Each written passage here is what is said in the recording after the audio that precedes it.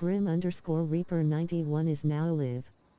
Streaming killer frequency, DJ Reaper coming to you live from 189.16 The Scream.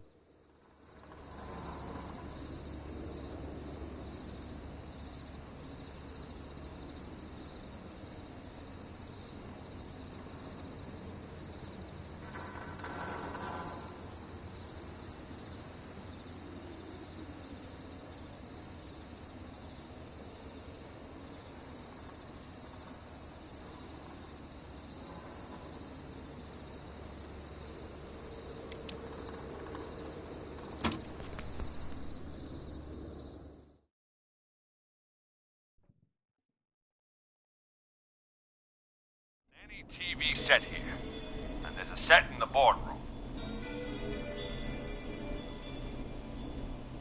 Maurice, is there any way you can get out of there? I sure as shit hope so, kid. But I'm...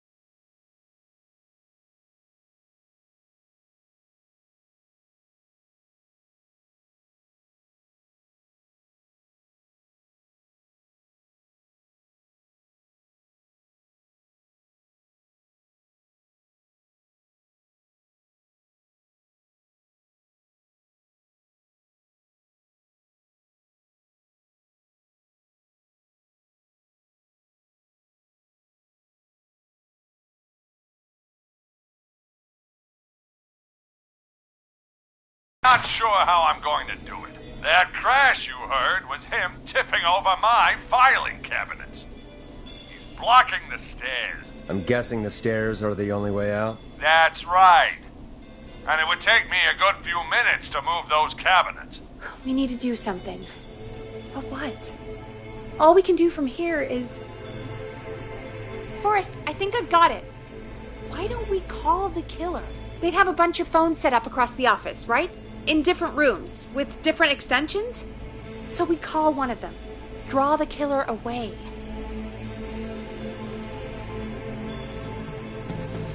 On Maurice time. That could work. Exactly! It's worth a shot. I can hear you, you know. The son of a bitch hasn't killed me yet. Sorry, Maurice. Peggy and I were just trying to figure out... You realize how stupid that plan sounds, right?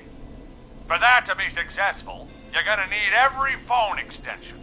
Plus, a plan of the entire office floor. All delivered while the killer is en route. I've got it. Thank God I've always been cool under pressure. Don't go anywhere.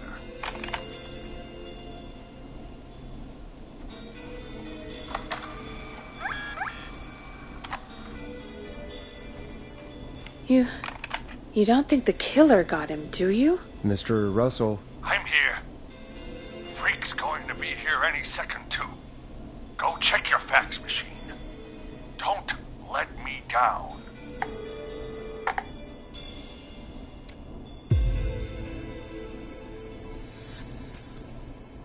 I'll go pick up that map then. Go, Forrest! The fax machine's in the office on the other side of the hall. Thanks, Peggy. Be right back. Okay, go to the office on the other end of the hall, grab the fax from the machine. Easy. This must be it.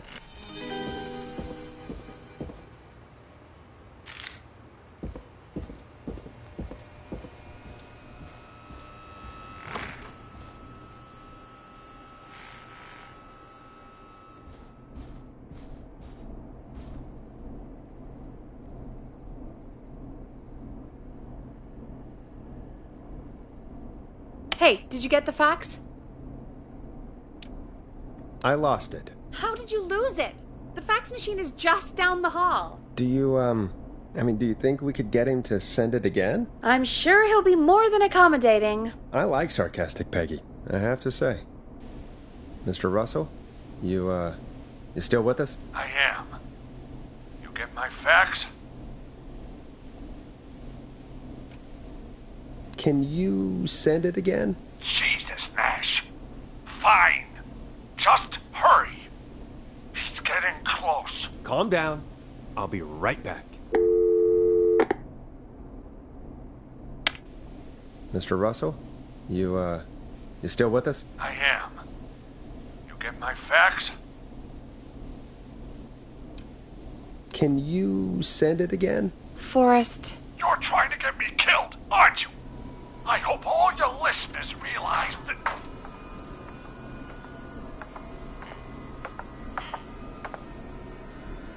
Damn it. Never thought I'd go out like this. Gallows Creek, here's a last word from me. If...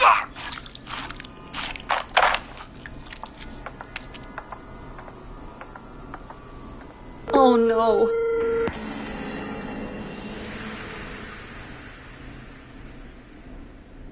Our thoughts are with the Russells.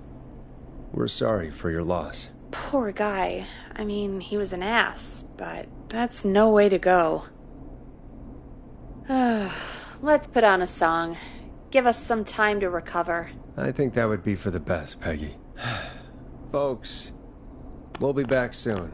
If you have any stories about Maurice that you'd like to share, give us a call after this next track.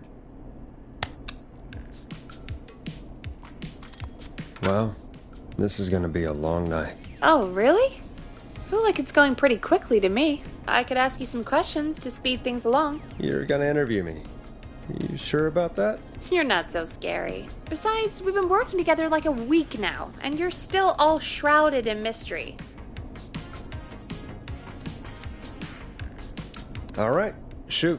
What do you want to know? Question 1. Tell me about your family. What? Come on, Peggy, that's too general. Okay. Did anyone move with you to Gallows Creek? Nope. Now that's too specific. Too specific? Do you have any siblings? I don't. I'm an only child, and my folks are dead. Oh, I'm sorry, Forrest.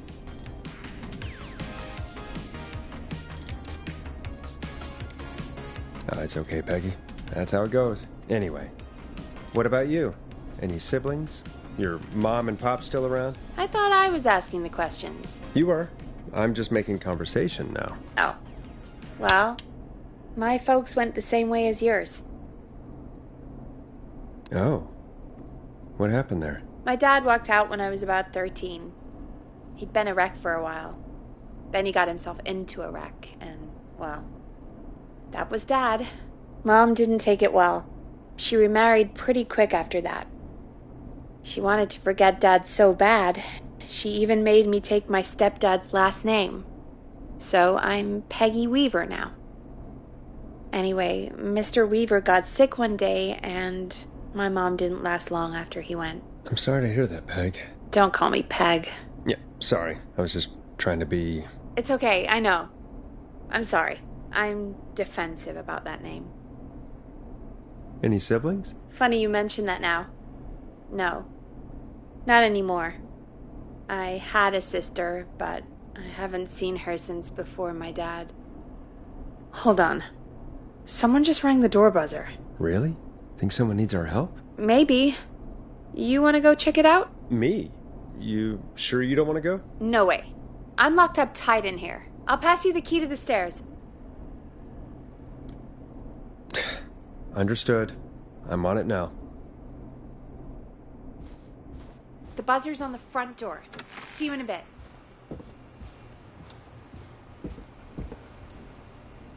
Okay. Down to the first floor, then check the door.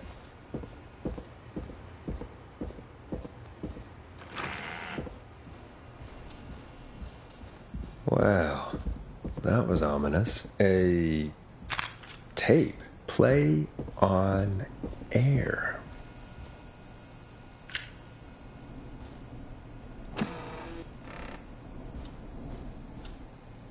Nice. New music to play.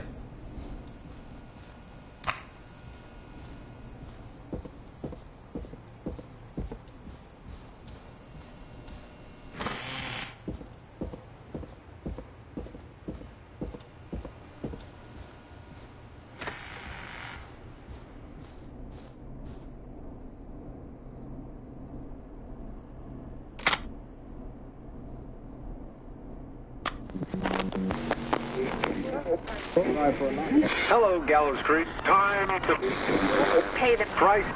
Time to pay for lives. Time to sit there. I will punish you. I'm going to enjoy this.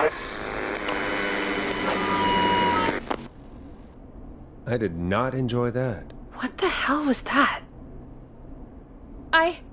Oh, Forrest, we're still on air. Say something. Folks, Folks, the tape you just heard was passed through our door only moments ago. I don't know how the killer could get from the newspaper to KFAM so quick, but be careful, Gallows Creek. Stay home and stay safe. Give us a call if you need help. You can get us on 911.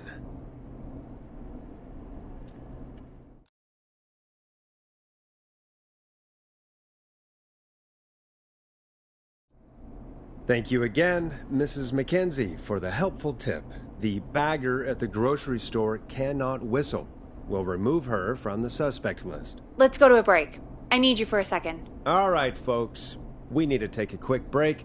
This one's for all those folks out there keeping the hatches battened.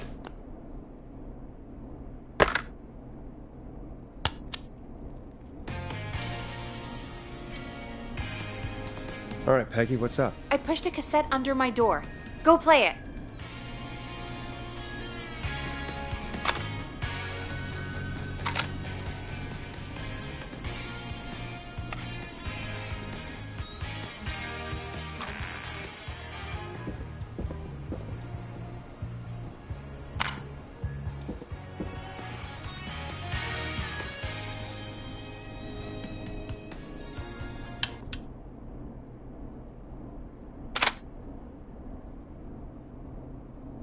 try your call again.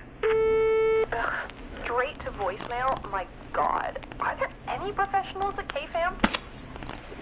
This is Gina Franklin. I'm calling because your backwater station has not honored our agreement. We gave you Mr. Snatcher's newest single, the kind of honor you've never had and probably never will again. And we've still not received any information about when you're fitting it into your busy programming. I'll be frank, I didn't want you as part of this debut, but Mr. Snatcher, due to his prior friendship with Mr. Nash... Prior and current friendship, Gina. Forrest, mate, you alright? Don't worry about Gina, you know how she is. But yeah, can't wait for you to hear the new single, man. I think Final Breath is my best work yet. I really hope you and your listeners like it. And man, if you ever find your way this side of the pond, let me know. We'll have to catch up. Damn it, audio. If Final Breath isn't played on your airwaves by the end of Mr. Nash's show tonight, the next call will be much less friendly. That was Roddy Snatcher, Forrest. You know, Roddy Snatcher? Yeah, Roddy and I are old friends. I love Roddy. I Will Always Find You was my song. I wish we still had it in rotation. Oh my God, I can't believe you know Roddy Snatcher. And I can't believe you didn't tell me he sent you his new single. We have to play Final Breath. Where is it? It's playing right now, actually. Oh my God, I was so freaked out by the tape, I didn't even notice. Yeah, I found it down in reception earlier. Barbara had it hidden away. Why was she hiding it? I mean, well, if that fiasco last Friday about the missing Knife and Easy track is any indication, folks at KFAM aren't against hoarding station music for personal use. I think we're still missing a few tracks, actually. Barbara! Oh, never mind. Just listen to that music. God, Roddy's the best. He is. And more importantly, we should be safe from the worst of Gina Franklin.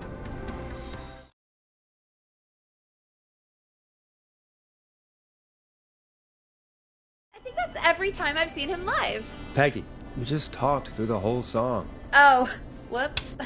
It's okay. I can just play it on loop later. Oh, shoot. I just noticed we have a caller waiting. I really hope it's nothing serious.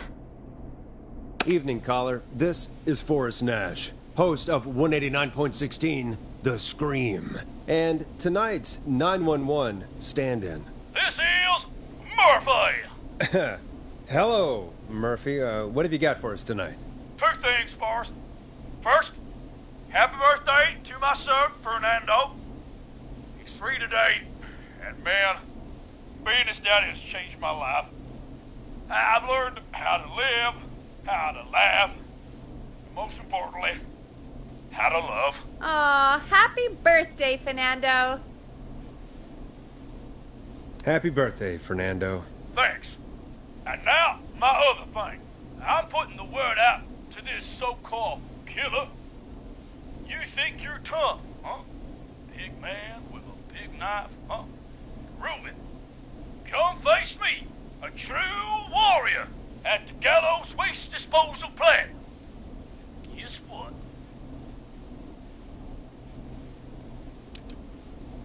Are you gonna kick his ass, Murphy?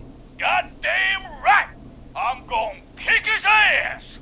I got all the tapes in Master Robbie's Dojo series.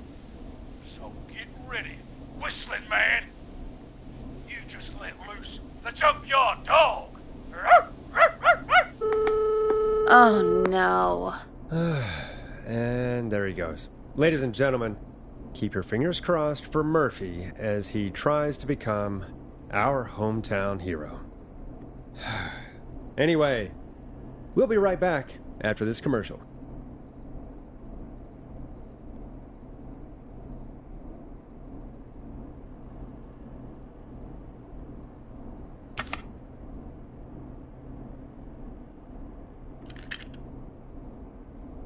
You need to play a commercial cassette.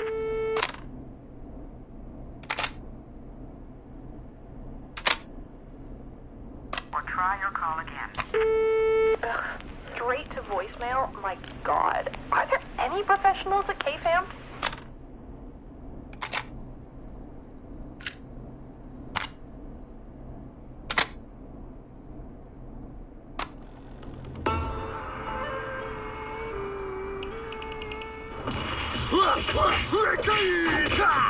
Do you seek ancient wisdom? Do you want to double your power? Are you ready to unlock your inner warrior for only $24.99? Then step into Master Robbie's deadly dojo of Kung Ra-Te and receive direct by video warrior instruction from me, Master Robbie. You will learn the 4 qualities of an ultimate conqueror. The power of the alligator, the discipline of the tarantula, the speed of the tuna, the poise of the scorpion, and the wisdom of the bullfrog. Using classified techniques, I'll unlock your inner chi after only 5 30-minute video sessions. Ultimate power and wisdom can be yours now for the low price of only $24.99. Just call 555-7861 USA to take your first step to becoming a champion.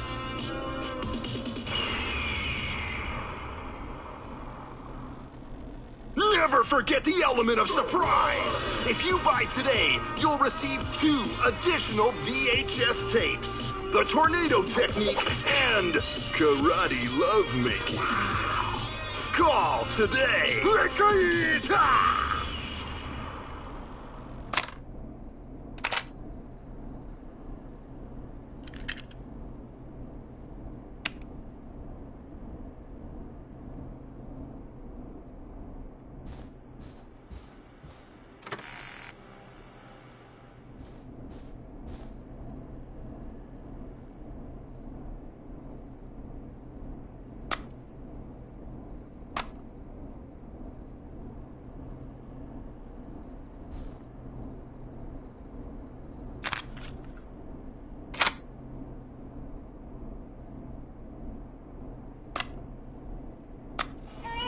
The world-famous annual Gallows Creek Harvest Festival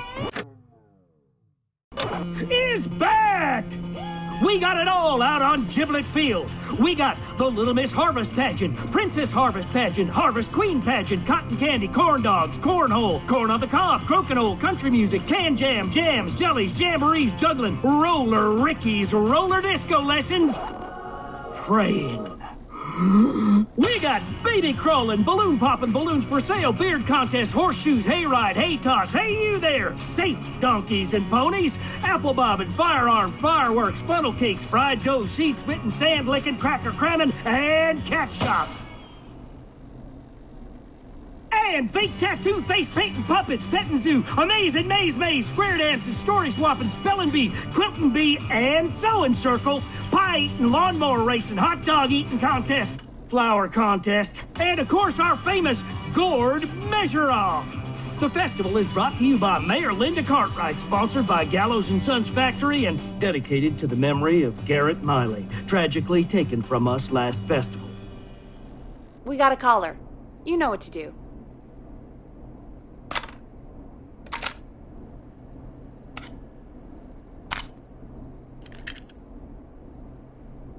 I suppose I should take this call. Hello, caller. You're live on the stream with me, Forrest Nash.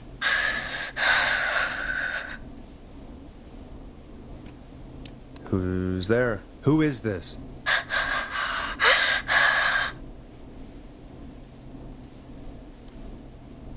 Are you okay? Do you need help? Forrest? He called me? That horrible whistling down the phone. He's coming for me? Jesus. Okay, listen, caller. Don't panic. We've done this a few times now. We can help you. A few times already? So, you saved them, or? Well, you know, we learned a lot. Oh, God. We're gonna help you.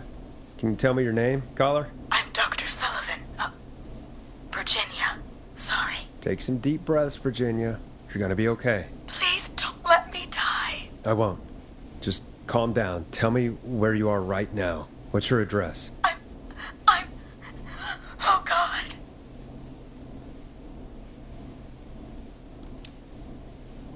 Is there a neighbor you can call for help? No.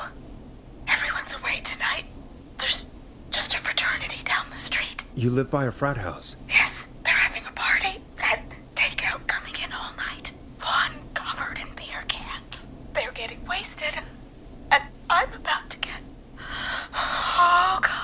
Virginia, what's the name of the frat? Oh, God. I can't think. I can't. Any idea what the frat might be, Peggy? If I knew where she was, I might know, but...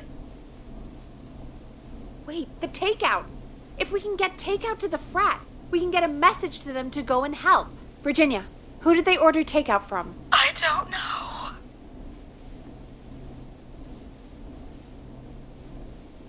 Don't worry. We'll figure it out. I can't do this. Well, folks, seems like our Virginia hung up. While we try to figure out what takeout to order, here's some music for your own midnight snacks.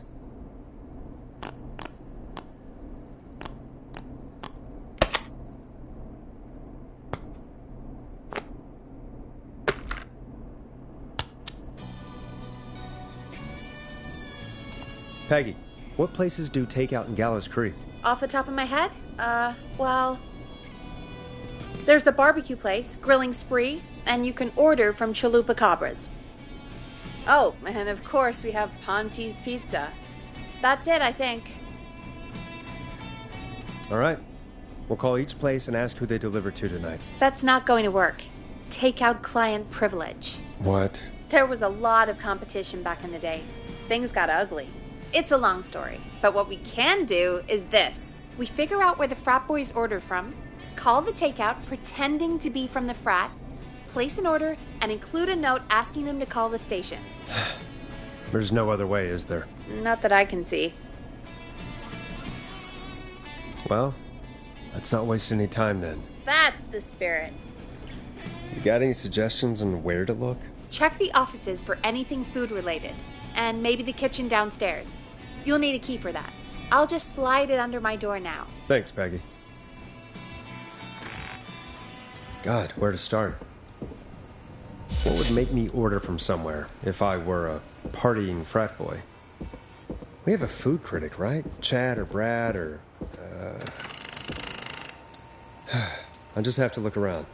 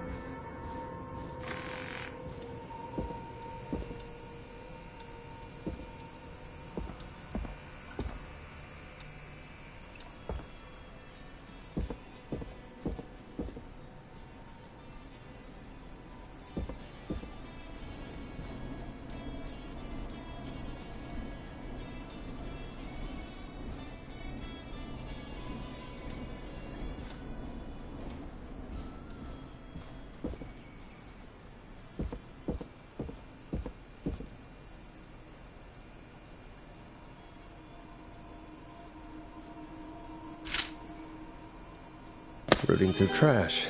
This is a new low. Ooh. Interesting offer. I wonder how well Gallows High performed. Go Gallows High, I guess.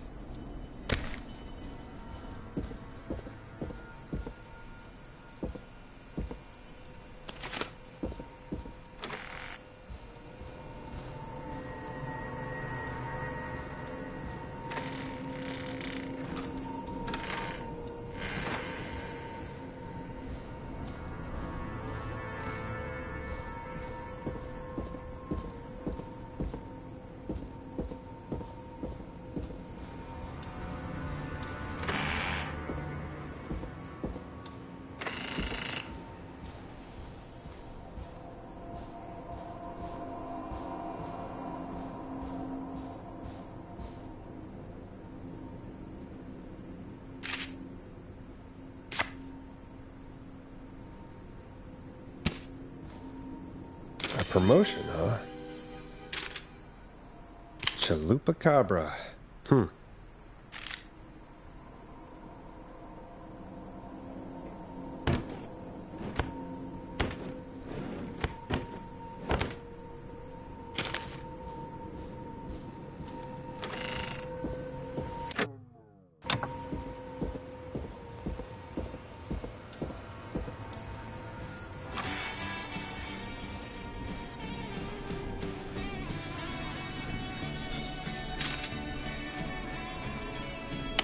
Find anything useful? Yes, I have. That's great. Are you ready to get back on the line? Let's make the call. Time to turn the music off.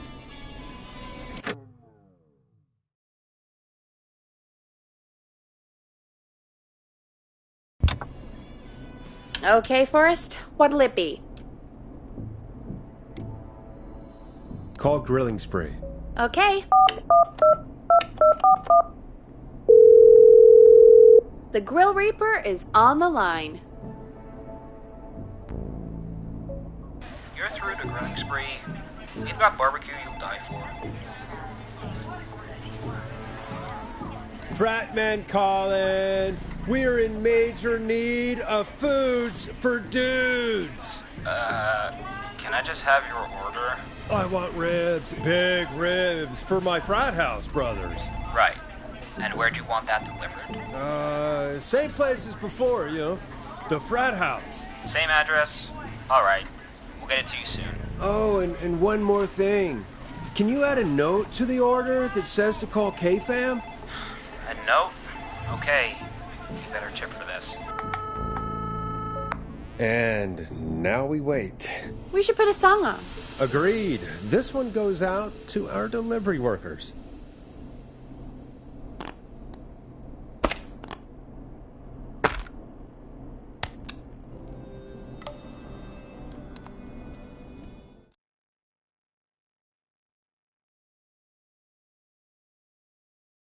Which of the takeout places would you order from? To save Virginia? No, where would you actually eat? Oh, I mean, they're all pretty equal.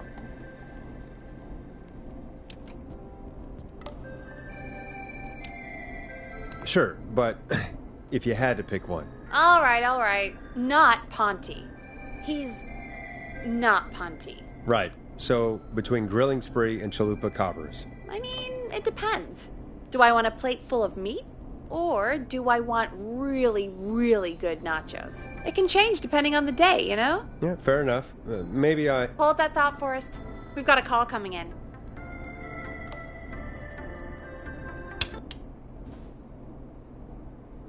Hello, caller. You're live on the stream with me, Forrest Nash. This is Dudley from the Brotherly Fraternity of Engineers. I have a note to call you. Hey, weird question, but you aren't the only ones on your street tonight, are you? No, sir. I think everyone on the street is in tonight. Yeppers. I've just visually confirmed it. I see cars in the driveways, and a couple of lights on. Everyone's in, yeah. Oh. And you've not been throwing a loud party all night, have you? I certainly hope we haven't disturbed our neighbors. Why do you ask, sir? Forrest, we have a new call coming in. Forrest, line 2. Hello, you're live on 189.16, The Scream. Forrest, it's the whistling man. He's at the door. He's... Oh my God. It's you, isn't it? Clive, I didn't talk.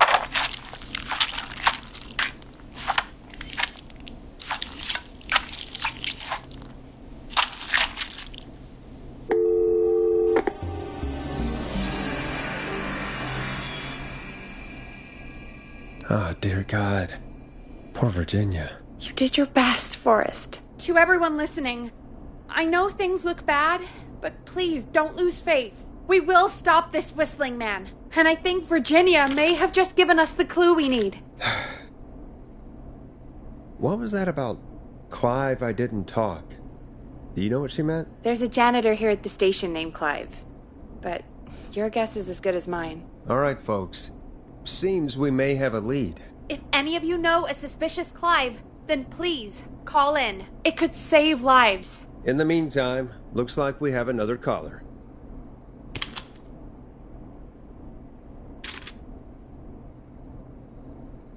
Hello, caller. You're live on The Scream with me, Forrest Nash.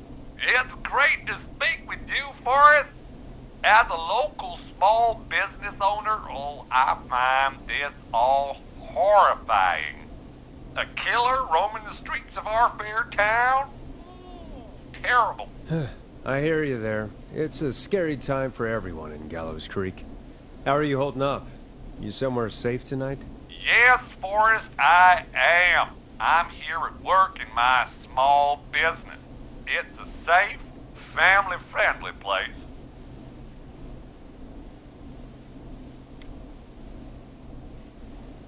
Oh, what small business do you own? Oh, well, I'm not really big on promotion, but since you ask, it's Ponty's Pizza! The best and only pizza place in town! Come on down and get yourself a cracking deal on our 2-for-1... God damn it, Ponty, no! No free ads! I wonder what would have happened if we called Ponty's instead. Look, he's gone now. We already have somebody else on the line. Just take a deep breath and let's keep going. Evening, caller. This is Forrest Nash, host of 189.16, The Scream. And tonight's 911 stand-in. Hi. Hello? Am I on air? Sure are, caller. What's your name? And what have you got for us tonight? Name's Eugene Stein, and I've got a heart full of love, Forrest. I'm hanging out in the middle of the maze, listening to your show, looking up at the stars and waiting for her. You got a special lady coming out to see you. Yeah. Molly. We planned to get lost in the maze tonight, to take our first journey together into the love labyrinth.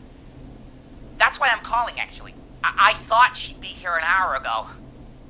And since I've listened all night to how cool you play it, I thought you were the perfect guy to ask. Should I call her up and ask if she's coming, or wait and see? For real, kid? If you've been listening all night, do you really need to ask me? Yes, that's why I'm calling.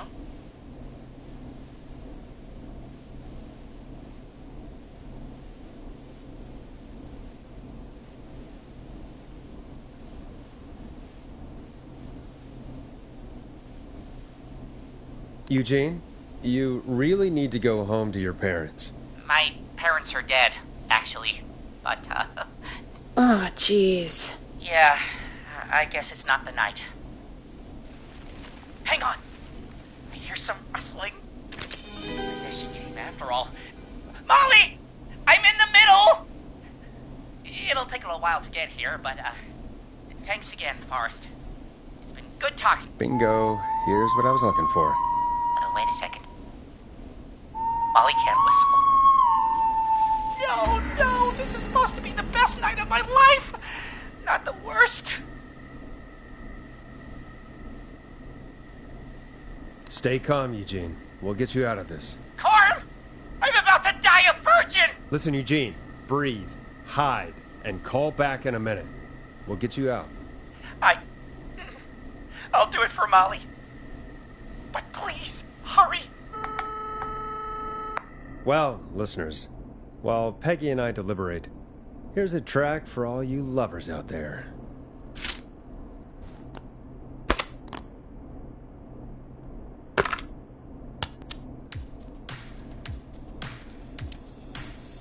How the hell am I supposed to get him through the maze? You know Barbara, our receptionist? She's a maze fanatic. Shame she isn't here. I was supposed to go with her last week, but she changed her mind. Why'd she change her mind? She went with that jerk Brad instead. I'm so sorry to hear that, Peggy. It's fine. I'm not the one who had to go out with that jerk Brad after all. Maybe we should call Barbara then, if she's so big on the maze. We could, but I don't actually know her number. But she probably has maze stuff somewhere. Go and see what you can find. That'll hopefully be enough. Which one is Barbara again? Barbara! You know, Barbara! Forrest, I've seen you speak to her. Help me out, Peggy. She's the receptionist. Sits at reception, never does any work because she's talking to Brad all day. Ring any bells? Right, yeah. Sorry, I guess it's just the stress of... No excuses. Just go and find something to help us. Any luck? Yeah, I found a map for the maze in the trash. Why was it in the trash? Never mind. It doesn't matter right now. That's a question for Barbara later. Eugene called while you were away. He's on line 1.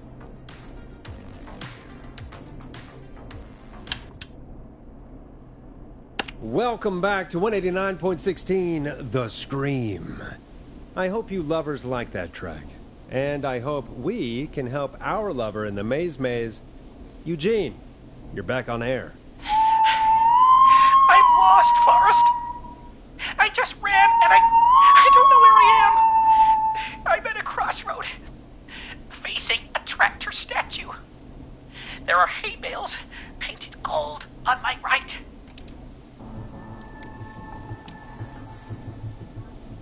Go forward. Okay, here I go. This, doesn't look right. No, I'm going back to where I was. Jesus! Oh, shit! He's cutting through the walls! Where do I go? Go backwards! Okay, I'm going! Please, no! You don't have to do this! Ah! I think I'm gonna be sick.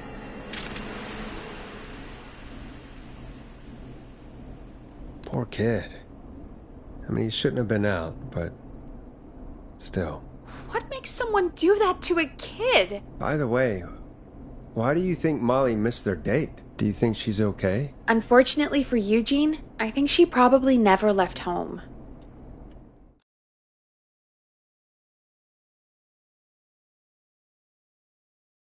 And thank you for calling in, Mr. Walton. We'll make sure to add the town librarian to our list of suspicious Clives. Remember, report a Clive to stay alive. Next caller is up, Forrest, so take it away.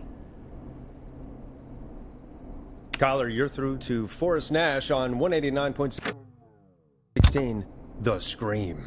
Hey, wonderful show tonight, Forrest. Thank you. That's really wonderful of you to say. What's your name, caller? You can call me Dawn. Could you play my tune, Forrest? Your tune. Sure. Long Ride Home. That old song. Sure. We got it. I think I played it the other day. Thanks. It'll be good to hear it again. All right, folks. Coming up is that old classic. Forrest, I don't think you're gonna find that song. What do you mean? I played it a few nights ago. I know, but we don't have it anymore. What are you talking about? I threw it away. You threw it in the trash? No, I threw it out the window earlier today. Fair enough. Can't say I blame you. Thank you. It's a terrible song. And Brad had it on repeat all afternoon because he knows I don't like it. So I grabbed it and threw it right out of one of the office windows. Not my finest hour, but I can only take so much. I'm sorry Brad was being a dick. Thanks, Forrest. Let's just play a different song. We've got more important things to think about anyway. Gotcha. Okay, folks. Here comes some unrequested music. Sorry about that, Dawn. Maybe try again tomorrow night. Sorry.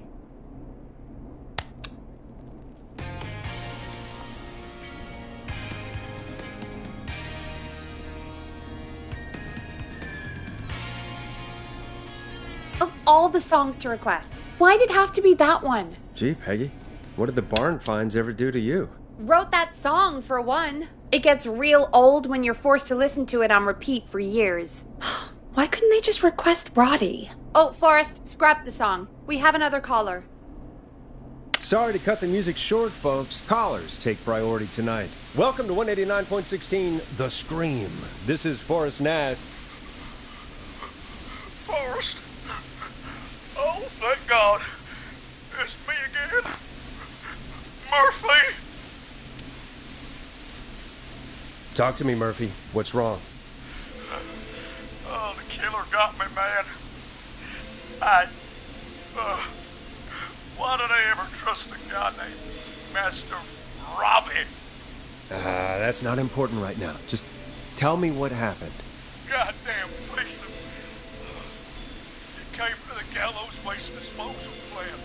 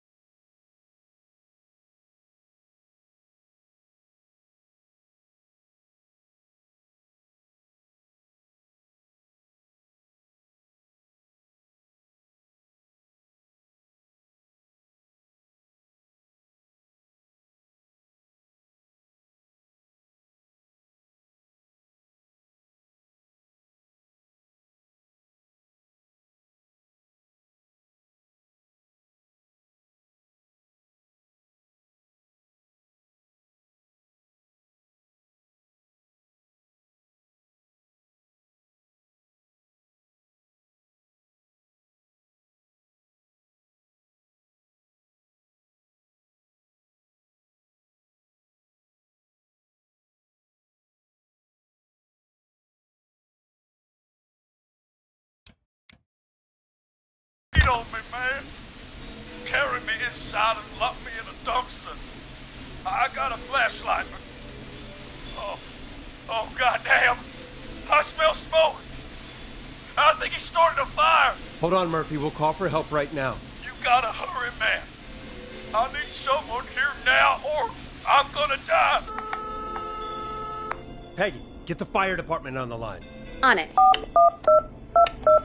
All right. Now just... Come on, pick up. Hi. Yes, I'd like to report a fire over at the Gallows Waste Disposal Plant. It's an emergency. What do you mean it's not operational? Why is there no backup vehicle? Oh, god damn it! Forrest, that evil son of a bitch slashed the tires on the town's only fire engine. They can't do anything. But I have a few friends who live nearby. Maybe one of them can save Murphy. Where do they live? My friend Alex lives on the corner of Haddonfield and Romero Street, and Catherine lives on the west end of Myers Lane. And there's Jericho on the east end of Myers Lane.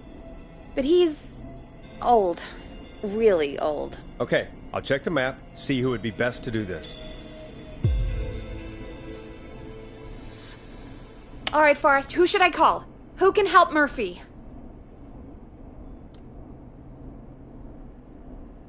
Call Alex. All right, give me a second.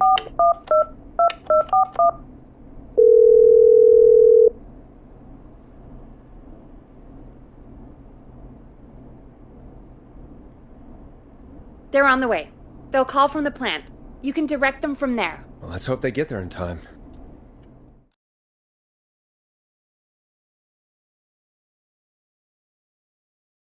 Forrest, I'm getting a call. Are you sure you can't? What's happening, Peggy? Alex was too far away. Too slow. The plant burned down. It collapsed. So Murphy is... Poor Fernando is gonna be crushed.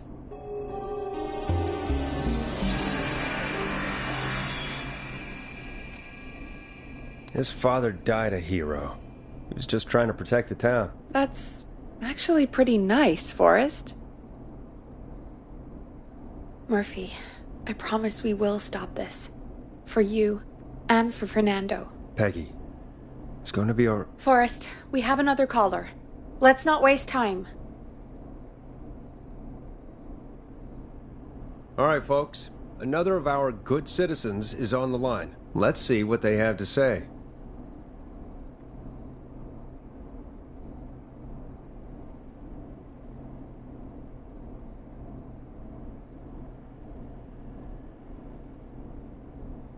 Hey, Big Shot, hit the button and take the call. Welcome to 189.16 The Scream, with me, your host, Forrest Nash. Forrest, Teddy Gallows Jr. here. I just want to say that my thoughts and prayers are with my Gallows Creek neighbors during this awful time. Oh, it's mayoral candidate and scion of the town founders, Mr. Gallows. Are you in danger? We need to be a town of law and order. We need cops who have the tools and funding they need to keep us safe. Okay, Teddy. I know you're an outsider to our little town here, Forrest. But you're really stepping up to bat for us all tonight. I just want to say thank you for taking a swing for Gallows Creek. Jackass.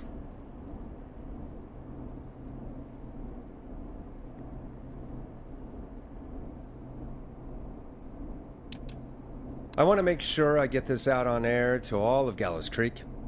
You're a real prick, Teddy. I just want to make sure our town is safe and prosperous. That's why the Gallows Family Factory, founded by my father, Theodore C. Gallows, God rest his soul, which employs over 200... Teddy, unless you've got an emergency, I'm cutting you off. You know what? I do have a problem. A problem that's ruining our town. You know what it is?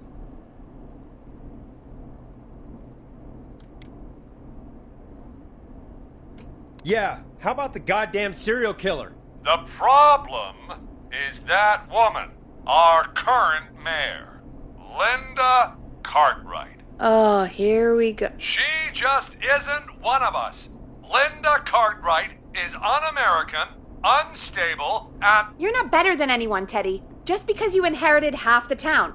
Your producer sounds a little unstable, too. Don't you dare speak to me that way. Cut him off, Peggy. I can guarantee this kind of thing will not happen when I take office. The moral decay of...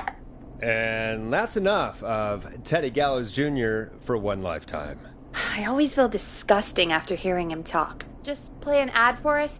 I need a minute. We'll be right back after these messages.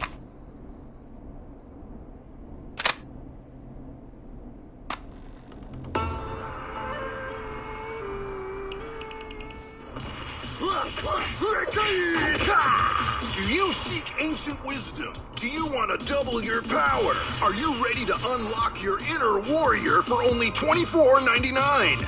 Then step into Master Robbie's deadly dojo of Kung Ra-Te and receive direct by video warrior instruction from me, Master Robbie. You will learn the 4 qualities of an ultimate conqueror.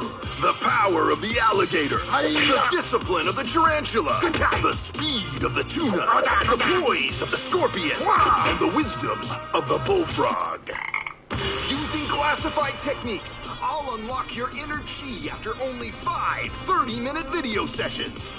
Ultimate power and wisdom can be yours now for the low, low price of only $24.99. Just call 555-7861 USA to take your first step to becoming a champion.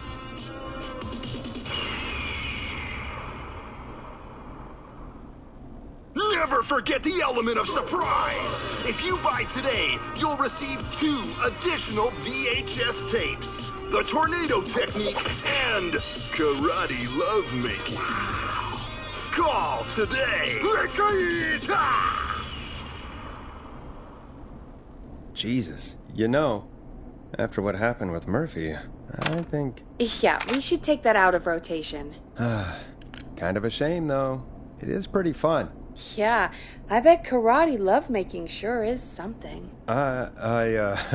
Is Forrest Nash at a loss for words? Let's just get to the show. Apologies, folks.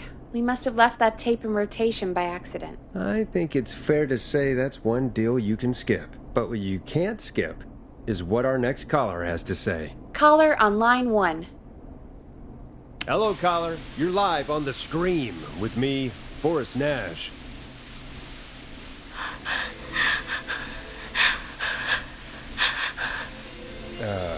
Hello, caller. Who is this? I need the police. I'm Forrest Nash. I'm standing in for 911 tonight. What's wrong? There's a guy hunting me and my friends. I think he's killed some of them already. That's him. He's just outside. I can see him from up here. God damn it. She's just a kid. Where are you? Are you somewhere safe? Oh my god. Oh my god. Stay with me, kid. Focus. I can't do this. Yes, you can. Focus. Tell me, what's your name?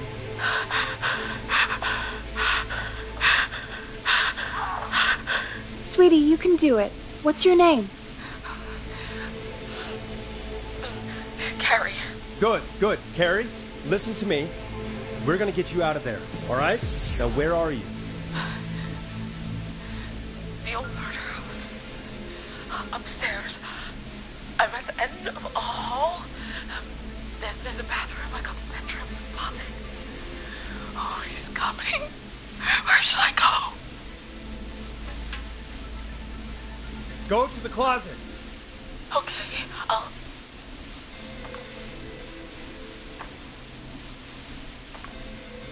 He's here. He's here. He's gonna kill me. Forrest, I don't think we can...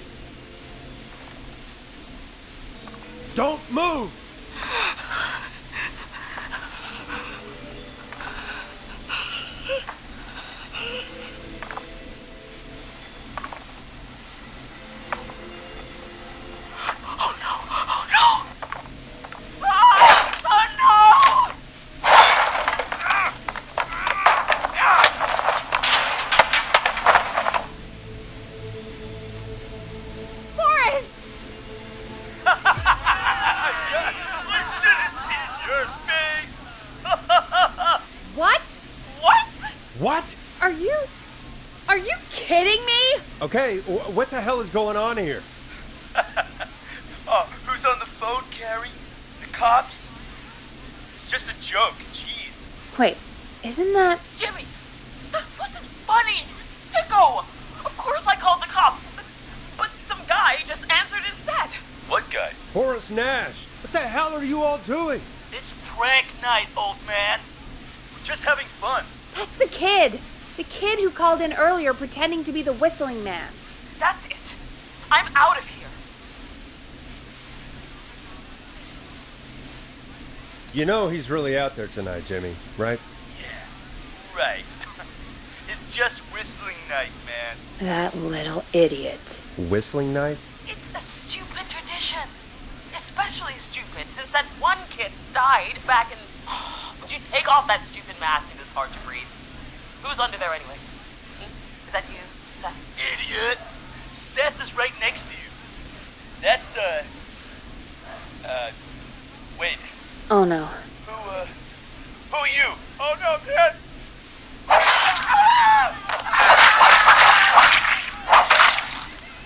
Everyone, get inside!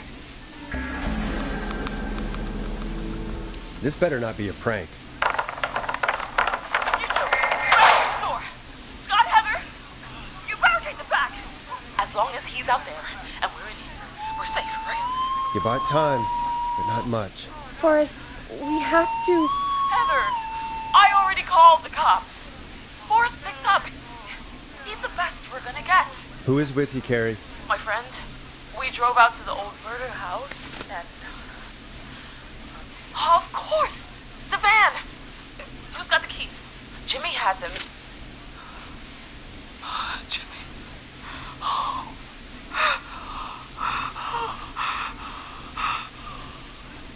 Friendship quiz. This might work. Focus. Stay focused, Carrie. Focus. Yes. Sorry. I'm here.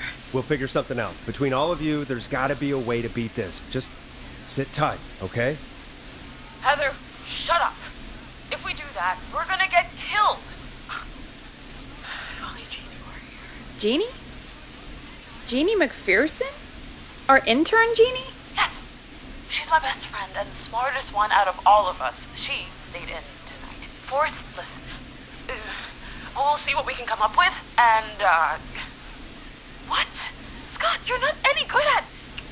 And, no, Chad. Out of all of us, you're not the one to... Everything okay? No. We're figuring out a plan, but everyone's volunteering to do things they're just bad at. I think we can figure out what to do, but I don't think we can agree on who should do what. I think you'll have to be the tiebreaker, or else these idiots are gonna get us killed. But Shut up, you... Forrest, I'll call you back. But I don't know anything about your friends. Ugh, these damn kids never learn.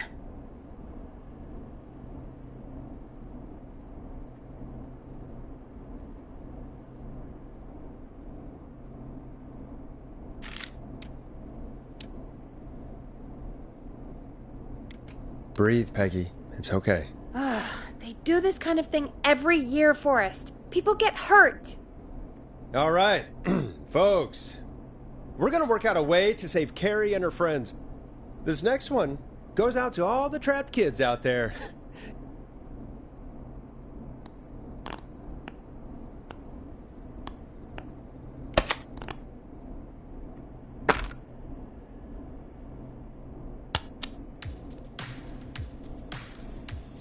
Peggy, you mentioned something about their friend working here? An intern? Yeah, Jeannie. Seems a nice enough girl, but a bit head in the clouds, you know? Not sure why we took on an intern. We really didn't have the office space for one.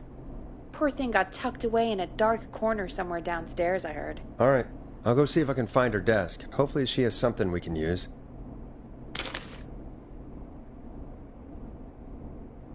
Peggy said her desk is downstairs.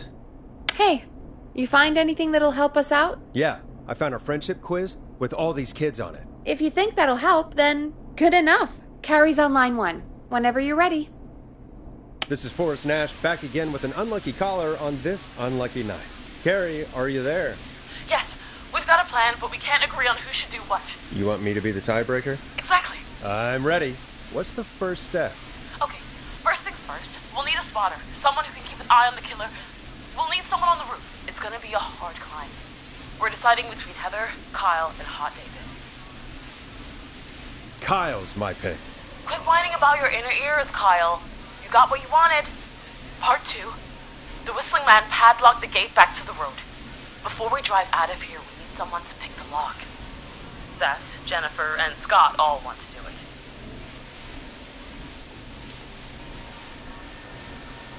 Scott. We know, Scott. You play a rogue in your weird basement game. We'll see how it goes in real life. Anyway, that brings us to part 3. Getting the van keys. I'll volunteer for this. I don't know Jimmy as well as you guys, so it'll probably be easier that way. Then it's part 4. This is a very detailed plan. I'm impressed. Yeah, it's weirdly easier to think when you're about to die. You're doing great. What's the next part? Part 4, we need someone to lead the Whistling Man away. We need a fast runner. For this one, we're trying to decide between... Who was it again? Hot David, Cynthia, and Seth. Seth. Yes, Seth. We know you're the kind of man who runs towards danger. But today, we really need you to run away, okay? Sweet. Okay, let's recap. We get the eyes on the roof.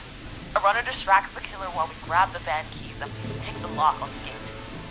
Now the tricky part. The getaway. Ooh, what's the plan there? Well, we can't all outrun the Whistling Man. But he thinks we're just a bunch of stupid teens.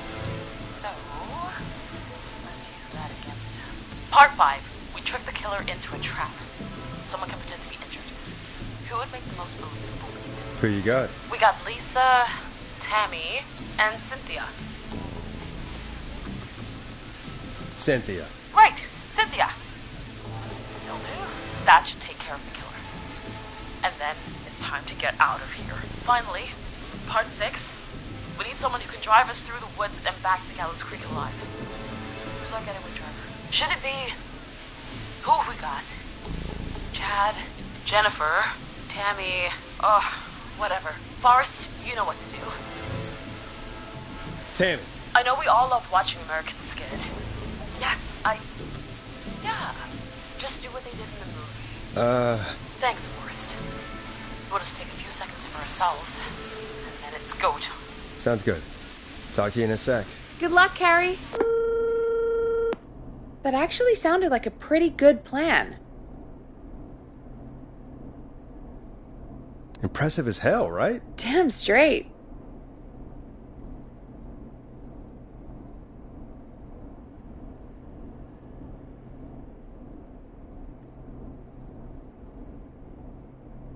Oh, the kids are back already. Line 1 again. If you're just tuning in, we're coming to you live with a bunch of teens about to flee a madman. Listener discretion is advised. Are you ready, Carrie? We're good to go, Forrest.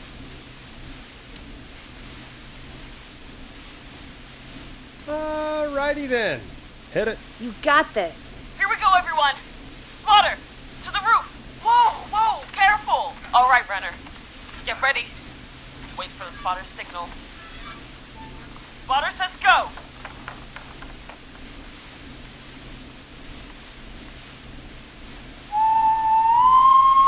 Wait. Lockpicker, go. I'll get the keys off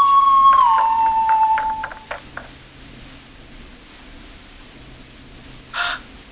Oh, Jimmy. Oh, his face is... The keys. Carrie, you need to get the van keys. His face is lying next to him, Forrest.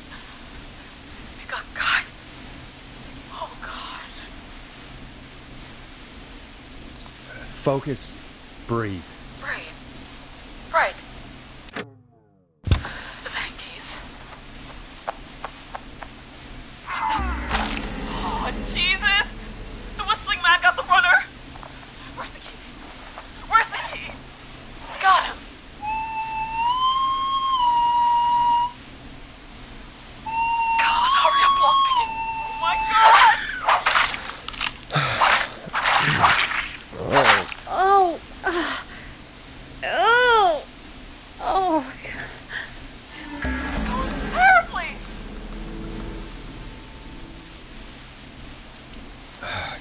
It is going pretty badly. I'm sorry.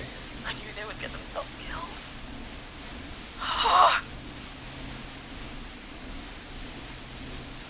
All right. Bait. Get into position. Everybody else, hide.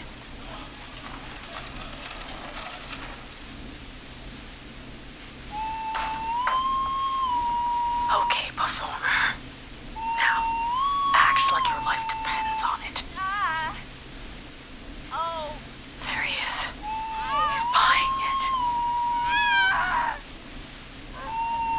Oh no. He knows. Hey, damn it. Now, push the bookshelf over.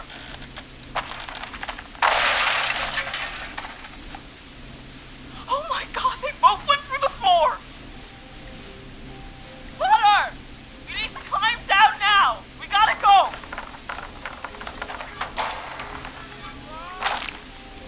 Damn it! Damn it! Everyone to the van now! Driver, take the keys.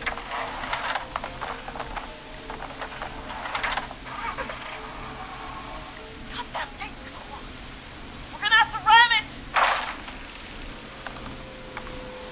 Carrie? Oh, what was that? It's the whistling man. Drive!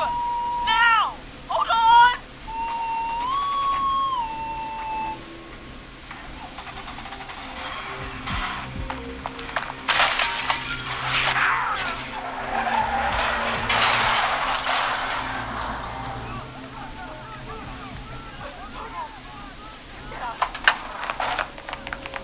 No!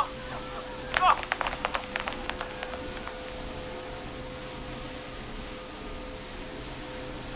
Carrie, can you hear me? What's happening? Oh, we crashed. Everyone ran. My leg's trapped. Forrest.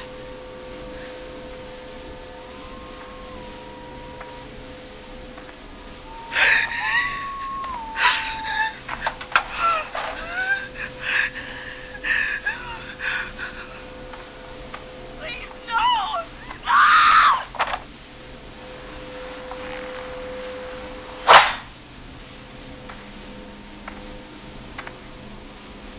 Carrie?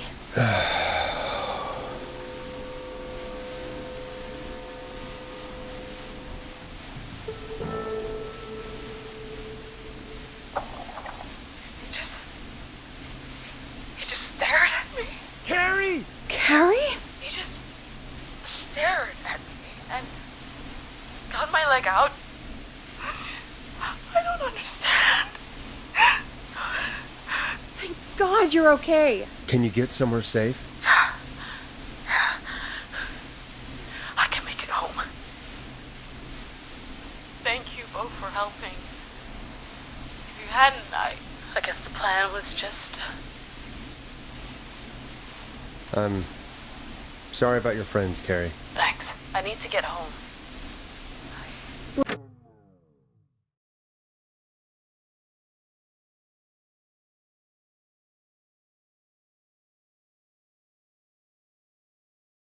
Breathe, Carrie. You're okay now.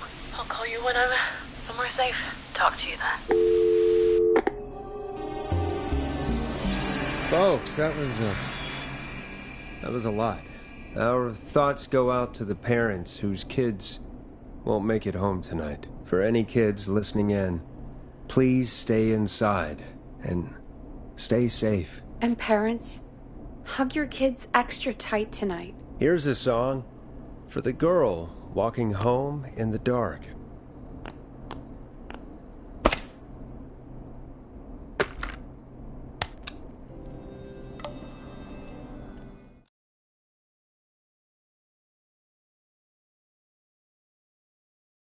Hey, we had a call come in.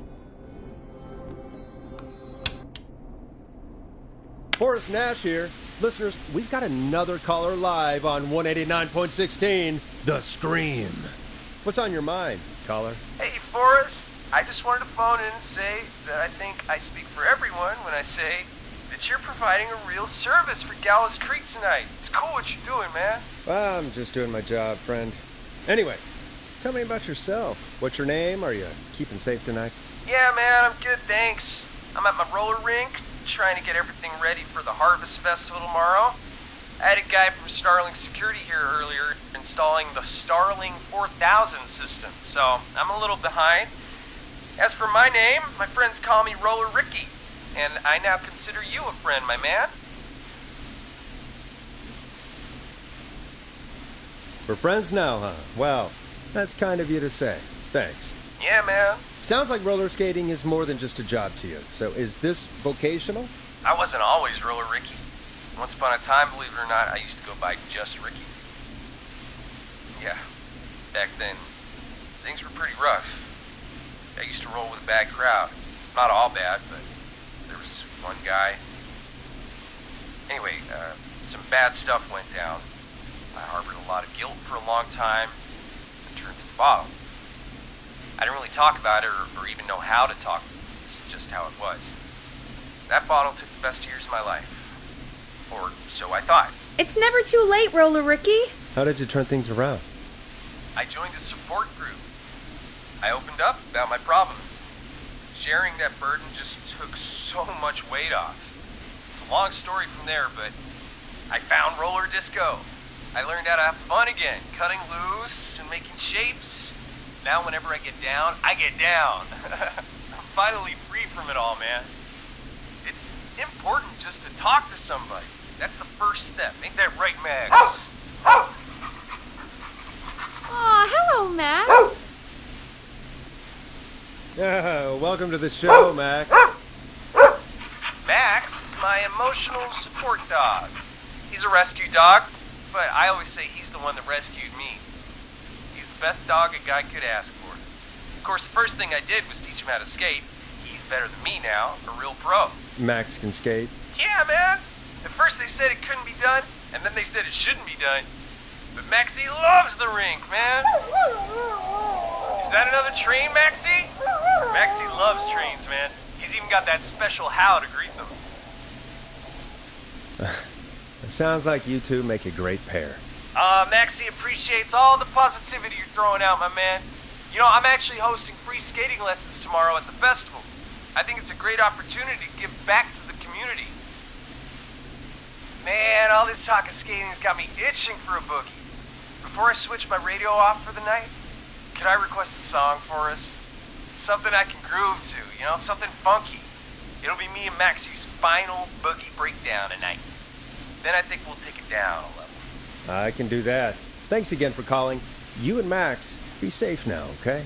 Bye, Maxie. You got it, man. Peace. Well, folks, this next one goes out to Roller Ricky and Max. Enjoy.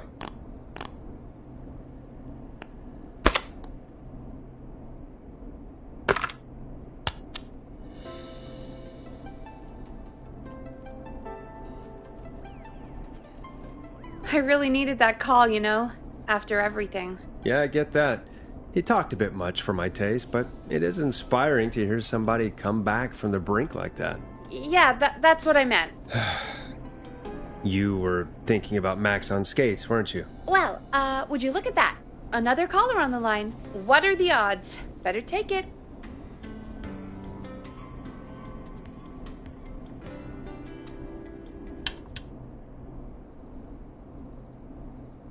The line's lit up.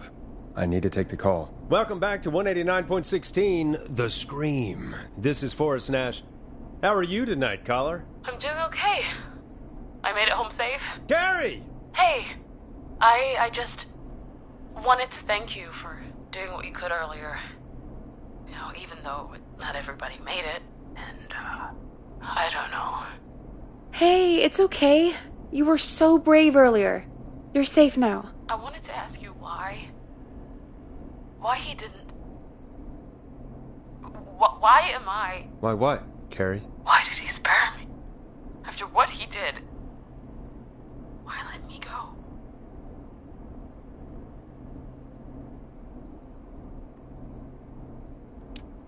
Maybe he only wanted to hurt the pranksters.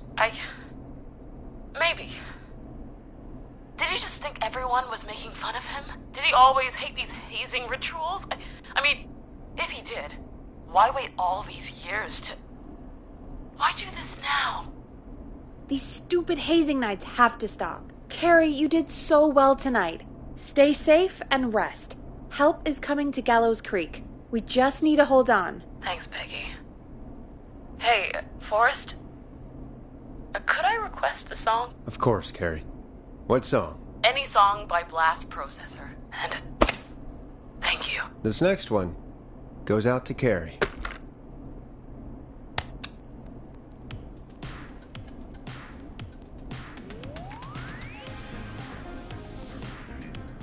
You know, what Carrie just said has really got me thinking. About what? The Whistling Man left her alone. Why? There must be a reason. When it comes to masked whistling killers, I don't think a reason is a key part of their process. Well, it's something to consider. I need to take a break. If you want to stretch your legs, now's the time. Just hit the Peggy button when you want to get back on air.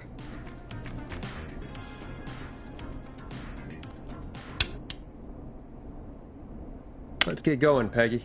Alrighty, we could run another segment or... Scratch that, Forrest. We have a caller. You're through to 189.16, The Scream.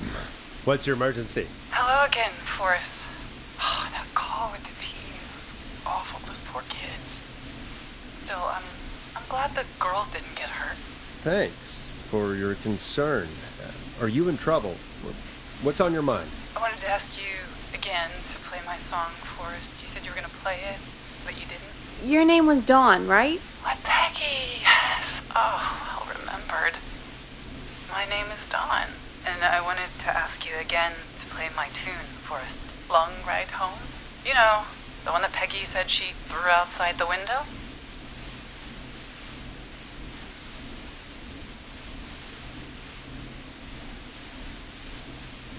I'll play a track for you, Don, but maybe pick another one. We don't exactly have that one in rotation right now. No, Forrest. You do have it. It's just outside the window. There's a serial killer on the loose. I can't just go outside hunting for a record. I'm really sorry, Dawn, but we just can't get it right now. But wasn't the Whistling Man just at the old murder house? That's miles from the station. It won't take you a second to grab it. Nope. I'm sorry, Don. I'm just not going out there. Oh, but I think you will. Forrest? Peggy, I'm calling with more than a request. I know something. I think I know who's gonna be next. What? Are you serious? Play my song, Forrest, and you'll find out. Well, folks, here's some music for you while I think things over.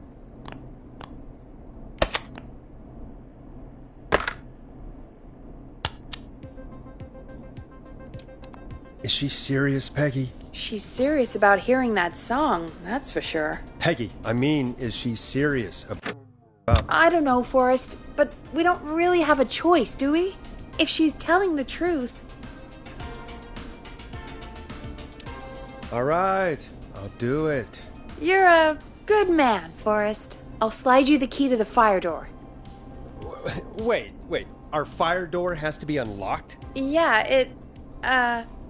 You know, I never thought about it, but yeah. We should talk to Reggie about that later. Anyway, I'll hold the fort down while you're out. Maybe I'll even get a caller. That could be exciting. 189.16, The Scream. With me, Peggy.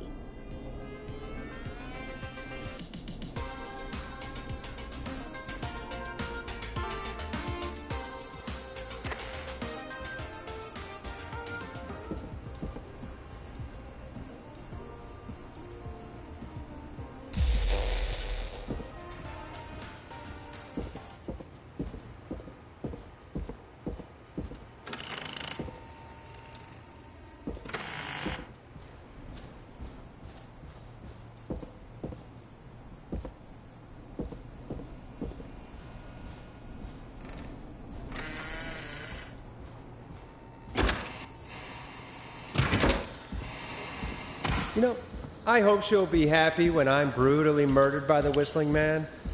Out here, in the open, alone.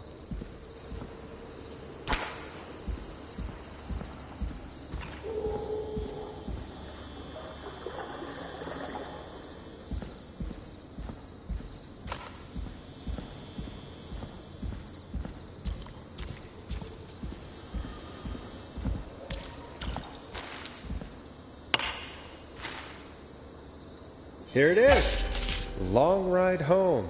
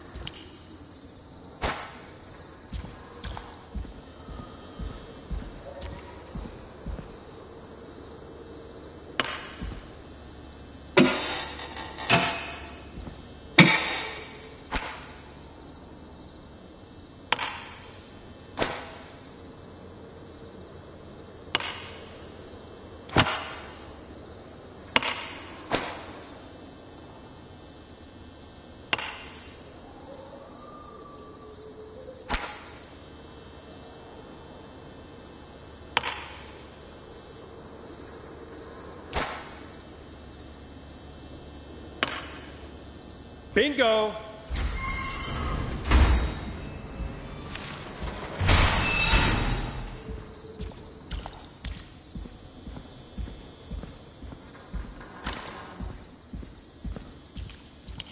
I could probably survive that fall.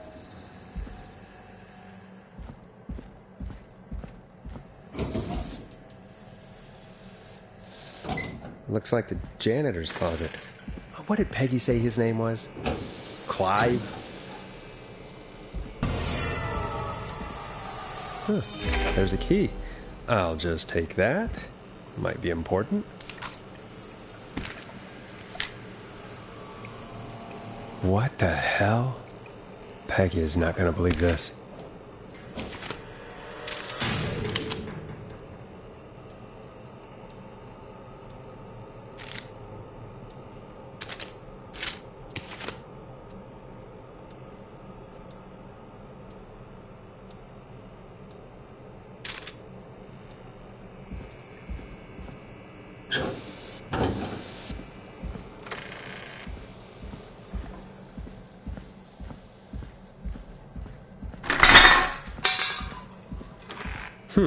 I wonder how the show's going.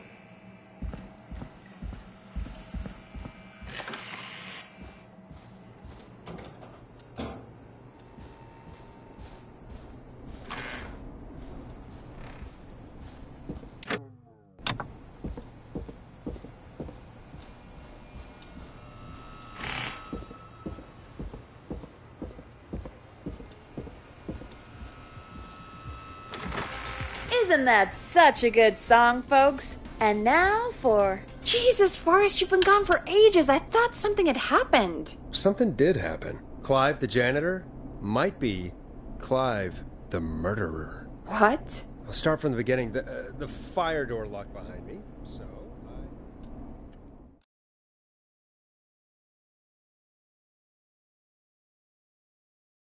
Why did you heave that thing all the way up here? Because the basement's creepy as hell, and I don't like standing around down there. Fair. Alright, let's run through this again. We have a creepy board you found in a creepy basement, made by our creepy janitor, who you think is the creepy whistling man. Yep. And on the creepy board are the names Chuck Brody, Kim Walker, Rebecca Allen, and Aunt Williams. Correct. And you think one of these people will be the whistling man's, Clive's, next target. That's right. And we've got to find them. You said there are 4 locations listed there too? The hospital, the power station, the gas station, and the trailer park. Clive must think the target is at one of those locations. Forrest, you're gonna have to figure out if any of the potential targets are at one of these locations tonight. Hit the button if you need any help. How's it going? I'm ready, Peggy. Are you sure? We've only got one shot at this. I'm sure. Let's do this. Okay, name first. Who do you think the target is? Rebecca Allen. And where will I find them?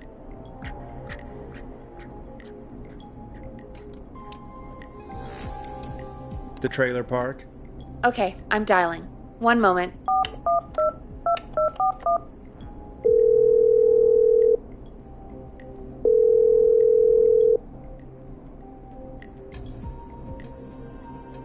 Forrest, I'm through to the trailer park, but they say there isn't anyone by that name there. What? Then who? Jeez! It sounds like something blew up! He's using bombs now? Oh my god. The call board, One moment. Forrest, I'm getting so many calls. Just let me... I'm gonna take us off air for a moment. Peggy, what's happening in there? Peggy!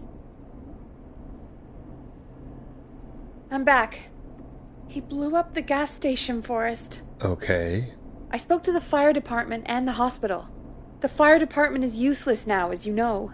And, the hospital's only ambulance was at the gas station. Forrest, you've got to say something on the radio. You have to tell the town. I'm putting us back on air. Now. Gallows Creek, I don't know how to tell you this, but, the gas station's been bombed. Please, everyone, stay safe, stay inside, and... Oh, just bring us into some music, Forrest.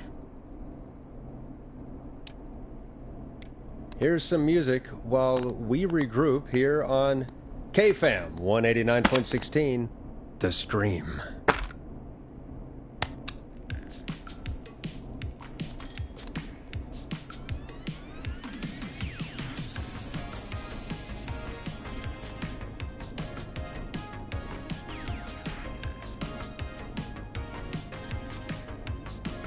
There's gotta be more in the basement to show us who Clive is targeting. And if that's the case, we can get ahead of him. Stop the killings before they can happen. Forrest, we need to go back down. By we, you mean me, right? Yep.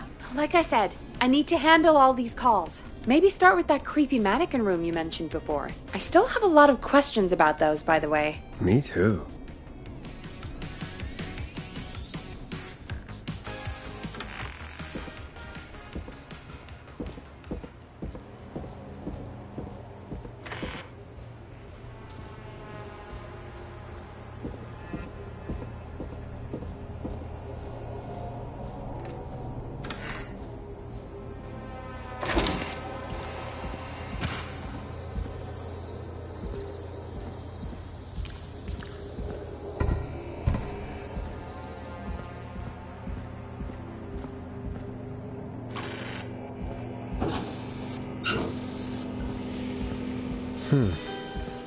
A key? Was this always here? I must have missed it when I brought everything upstairs.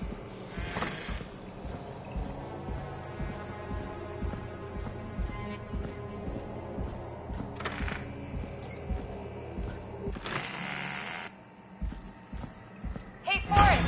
Peggy, give me some warning before yelling down the intercom? Sorry. Buzz the intercom when you find something and want to discuss it.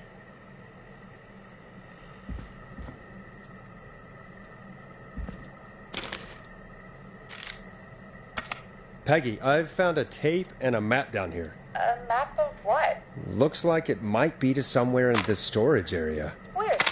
Well, maybe the tape will give us more information. Give it a play. George Barrow, 1968. That's what this is.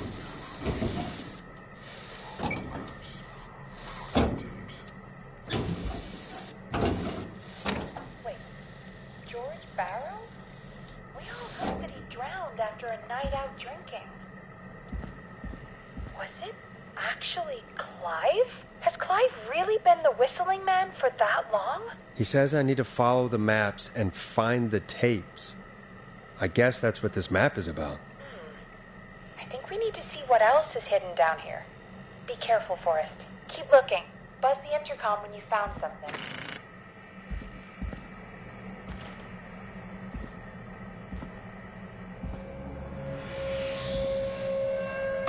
Time of autopsy is 7 a.m. cause of death is asphyxiation from drowning. The degree of rigor mortis indicates that the subject has been deceased for 5 hours. That puts the time of death...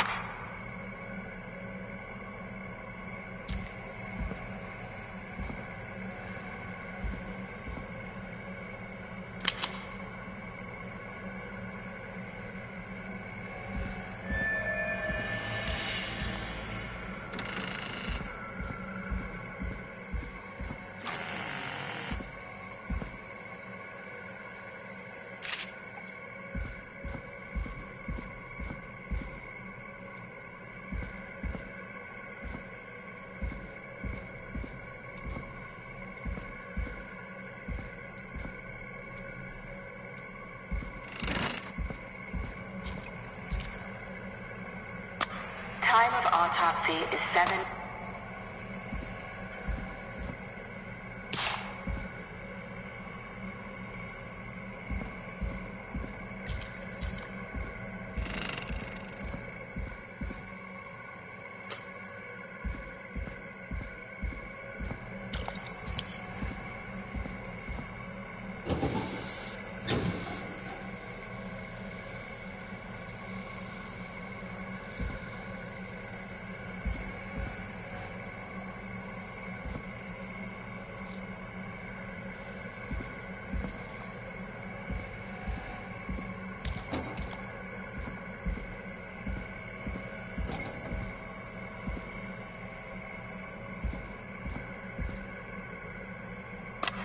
Preliminary toxicology results shows no signs of inebriation. However, a high amount of cortisol was found, indicating elevated levels of stress in the immediate moments before death.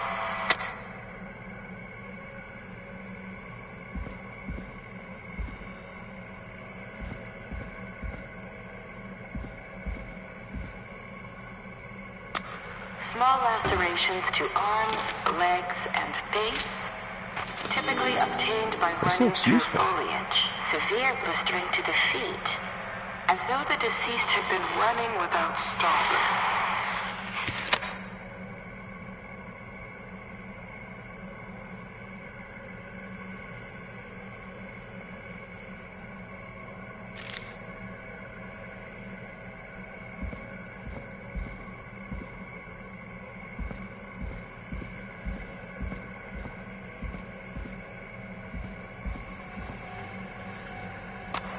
Additionally, there appears to be a post-mortem injury to the arm. It looks like it was trapped in a car door.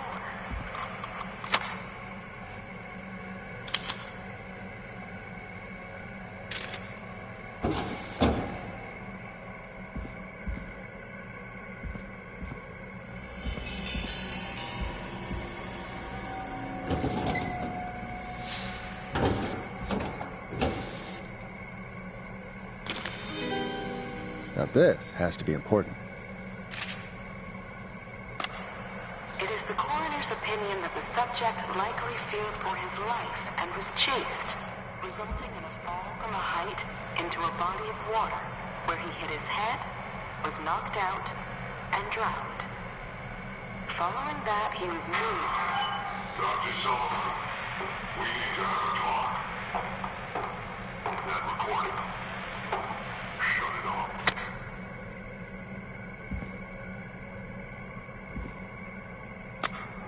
If you're listening to this, then I'm probably dead. Ooh, a new vinyl for my collection. What the... I've got subscriptions to newspapers all over the country. A few weeks ago, I noticed headlines cropping up in those papers, one after the other. Each headline about a murder. Each murder, the death of someone I knew almost 20 years ago. And each one drawing closer to Gallows Creek. Drawing closer to the anniversary. None of us are innocent, but I don't think we deserve killing. All I hope now that I can save some folk from the worst. That I can. I don't know. Do something to make up for what I did back then, I guess. I didn't kill anyone, mind you. But that's past mattering. Now, there's more.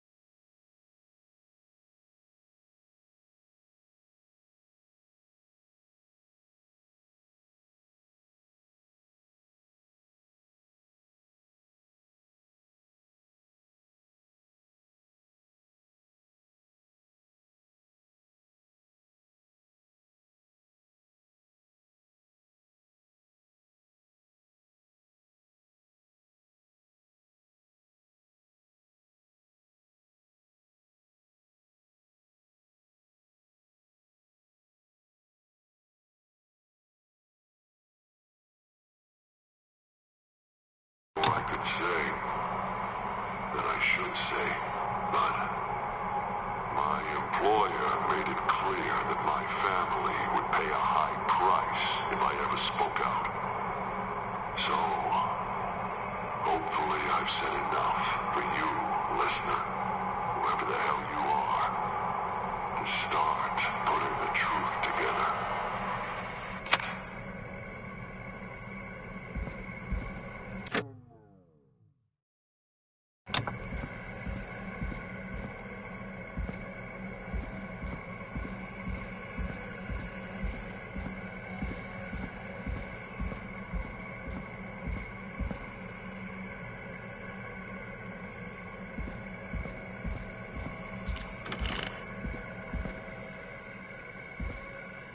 What have you found, Forrest? It's an autopsy tape.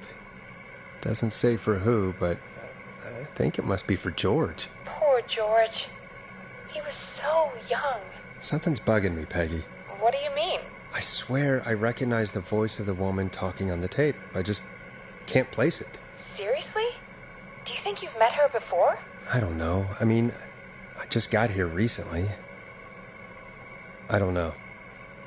Found another tape. It talks more about how George died. What did it say? It sounds like he was running for his life. Sprinting through trees and bushes, getting cut up all over. What would drive someone to do that? I'm not sure yet. There's also a tape about a toxicology report. There were no signs of drinking or that he was on anything. What? But everyone said he went swimming drunk and drowned.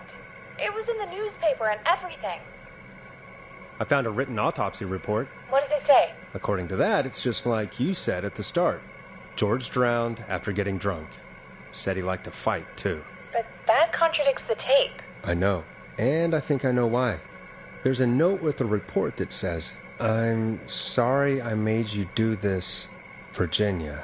If it was on the autopsy report, then Virginia must be our coroner.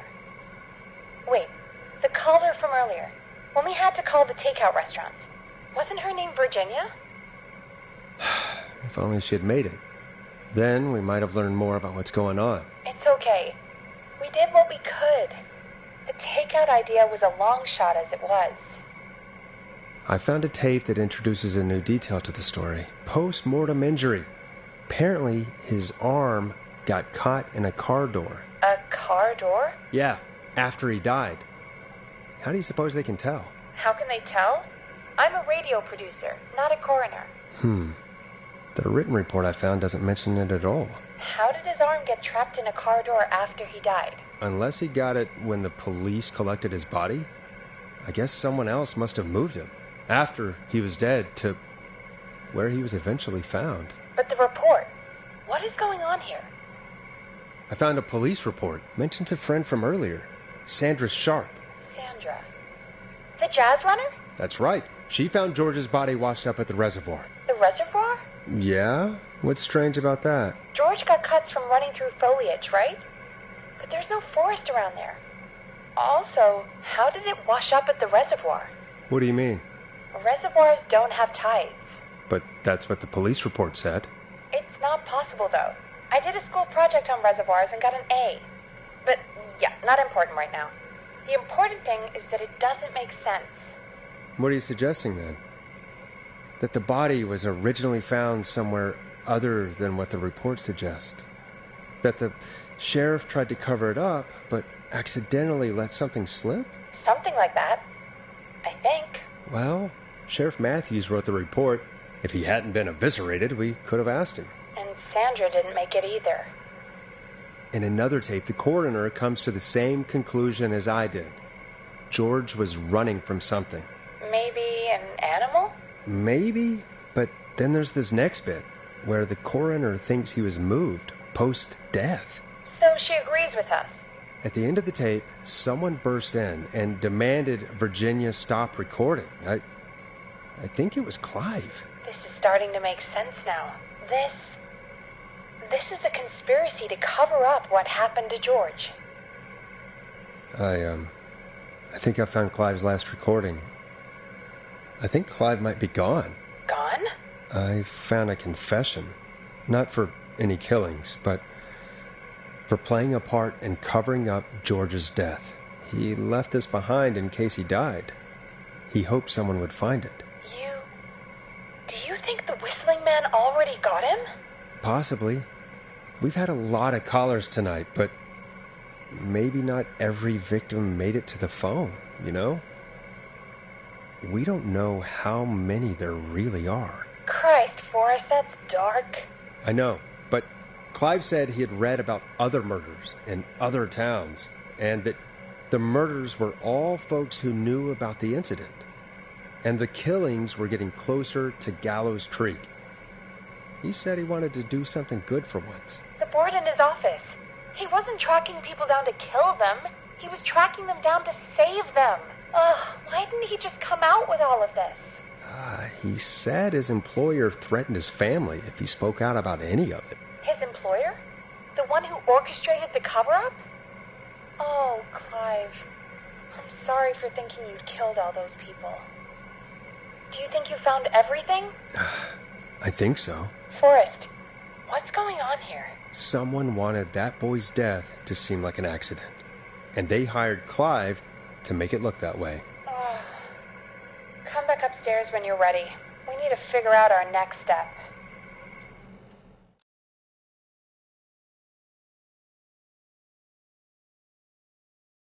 Thank God you're back, Forrest. I've been running out of stuff to pad our airtime with. Peggy, you work in radio. Forrest, I'm stressed. I mean, really, how are we supposed to keep a show going with all this happening? This is our job, Peggy. We gotta do it. You're right. So, what's the plan now?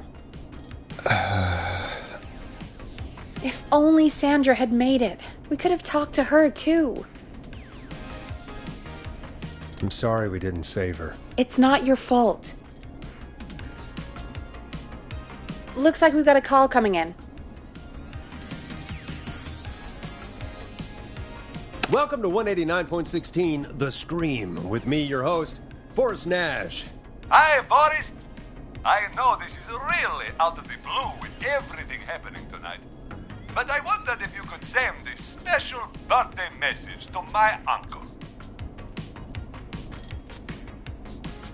No, I don't want to. Oh, come on! It's his birthday.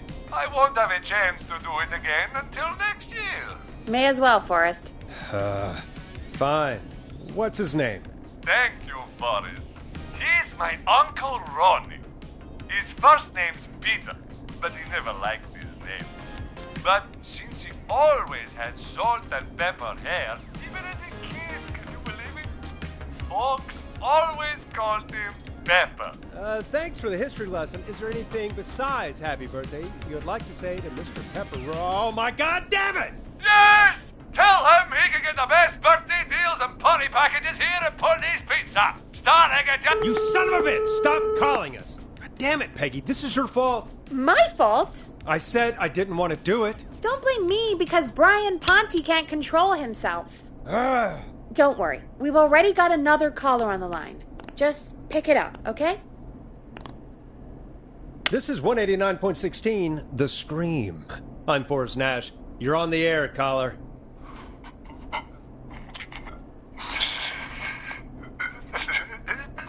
Caller.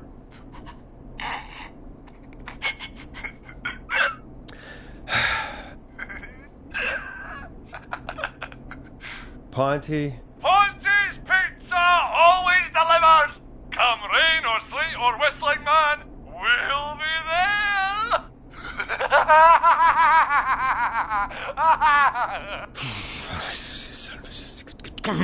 Forrest? Forrest? Are you okay? Forrest? I hope the whistling man gets in with his own pizza slicer. Jesus, Forrest? Sorry, that was too much. It's okay. It's been a high-stress night. Don't worry about him anymore, okay? Not for tonight, anyway. I think he's spent for now. We've got another call, whenever you're ready. Folks, don't spend your money at Ponty's Pizza. That's all I'm gonna say about that. Moving along, I'd like to welcome another caller to 189.16 The Scream. With me, Forrest Nash. Who, may I say, is calling? Well, hello again, Forrest. Dawn. I bet I know why you're calling. I'm sorry I didn't play your song. There's a lot going on. But please? Never mind that now. Forrest, I'm calling because I need your help.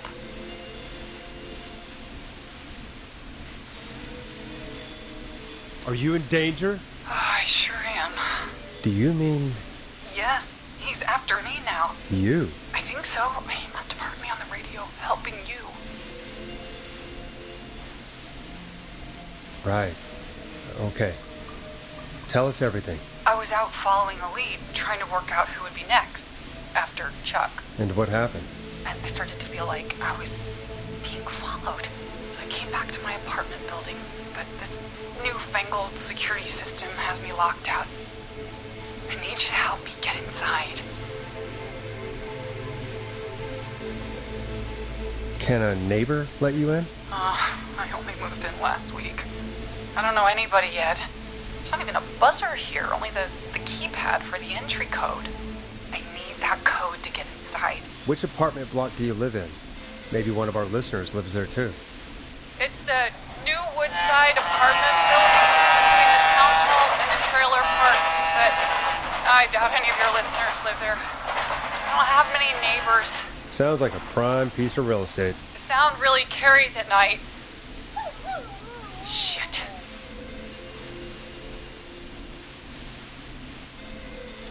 Is that a neighbor's dog? Yes, it is. Boy, I wish he'd muzzle that thing and... Oh. And now he's blasting David Scopo out of his window. Listen, I can't get any... Don't listen over there. It's coming down the street. I don't think he's seen me yet. Forrest, please. I need your help. I need the code for that security system, or I'm gonna die.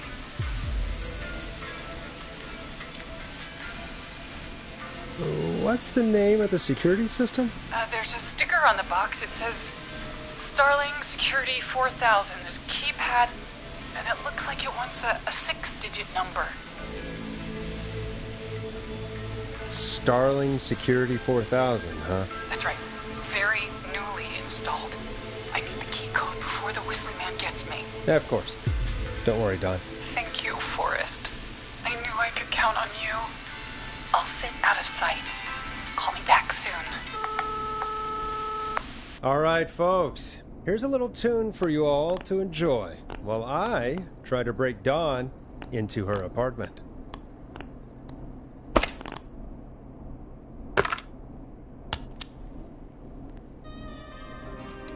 You were pretty quiet there, Peggy. Forrest, was it just me, or was there something... Yeah, it wasn't just you. Something was weird about that. Yeah. Well, tell you what. We have a Starling 4000, or whatever, here at KFAM. Clive bought one for the station. Maybe we can find something to help. Well, I'm not sure who. But to help someone.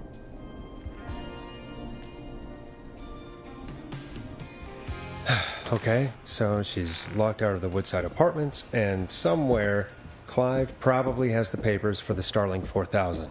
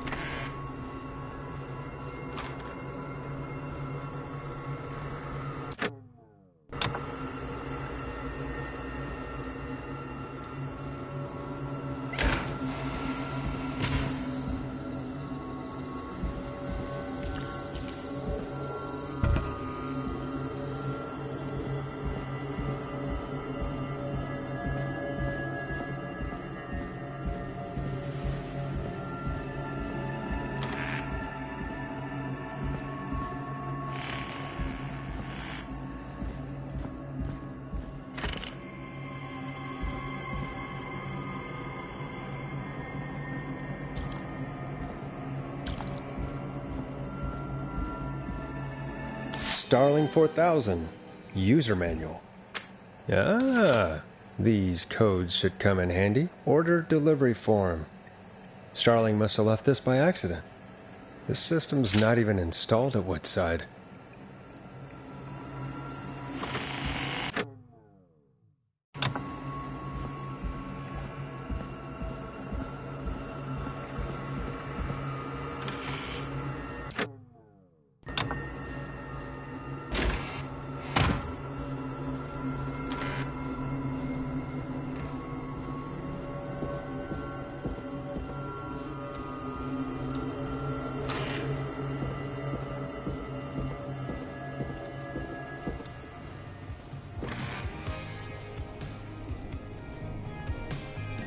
Welcome back, Forrest. Find anything? The Starling 4000 security manual. It's got a bunch of codes. Good. And did you find anything else? I saw a list of everyone else who bought the Starling 4000. Know who was on there? Oh my god. Roller Ricky! Do you think we should give him a call? Is that crazy? I don't know what you'd say, but... Just put me through to Don. I'll take care of this one way or another. Okay. If you say so. When you're ready, shut the music off. Line 1, whenever you're ready. Don, are you there? This is Forrest Nash from 189.16, The Scream. Oh, thank God you're back. I've been so afraid. What's the code to the gate?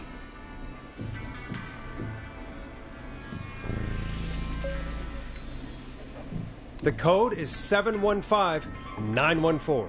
Thank you, Forrest.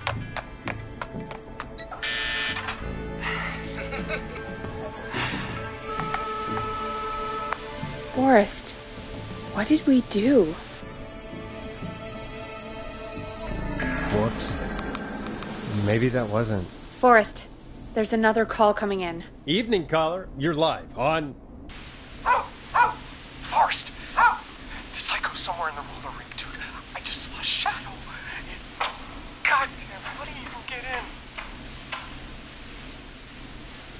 You've got to help me, man. Forrest. Maxine, no! Come back! I can't find my rifle, man. I don't want to hurt anybody, but I can't let anything happen to... Maxine! Maxine! Maxine! You didn't do anything wrong!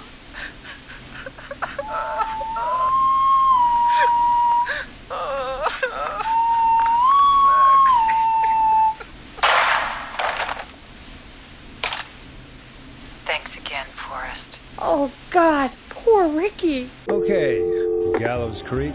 Here's some music while we process what just happened.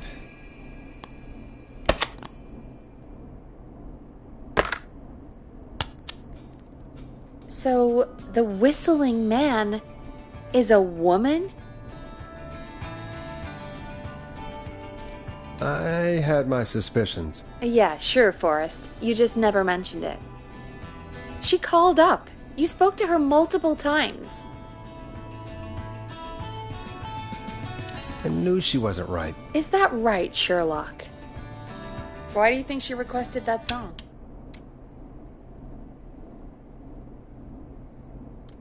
To mess with us? Yeah, maybe. So? What now? I guess I should make an announcement. We do have new info. Okay, you're live in 3, 2...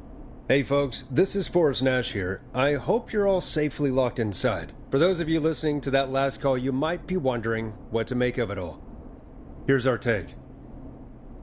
We now believe the killer is actually a woman. One who might manipulate you into letting her in before she attacks you. We're neighbors. Look out for each other and stay safe. The killer was calling themselves Dawn.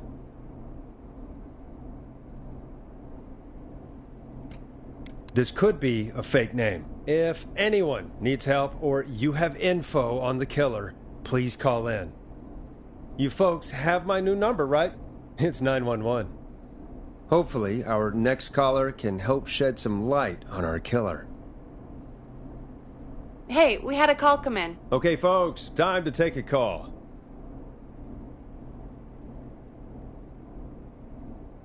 This is Forrest Nash, and you're listening. Please help me.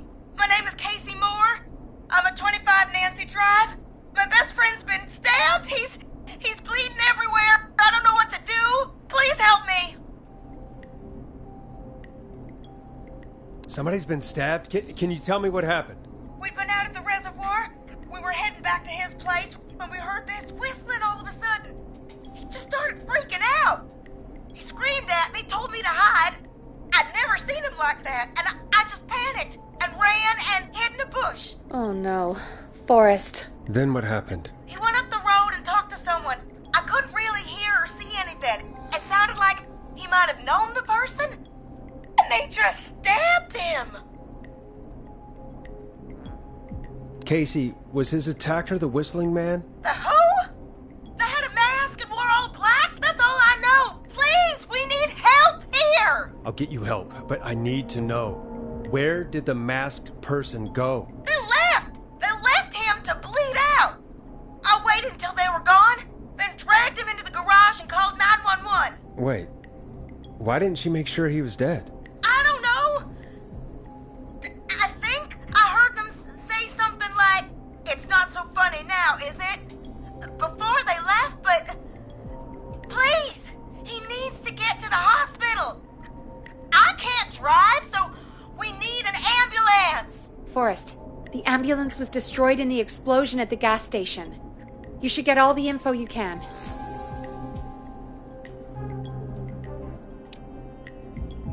Can you tell us where your friend was stabbed? They stabbed him in the stomach, and then stabbed him again in his leg when he was on the ground, and it's... Oh, the knife is still there in his leg! What's your friend's name, Casey? It's Jason Parker. We'll be right back. Peggy, patch us through to the hospital. On it.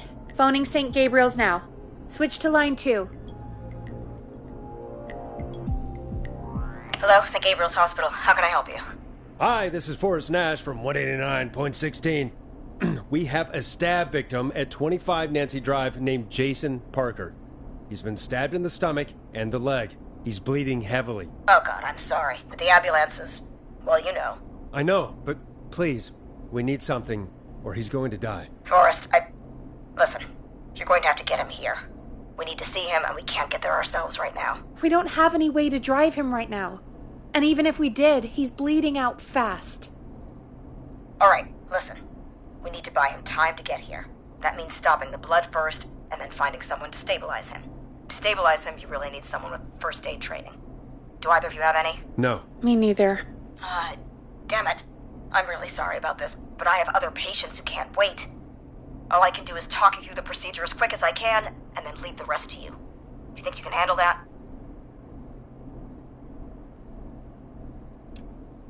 Hit me. I'm sure we can handle it.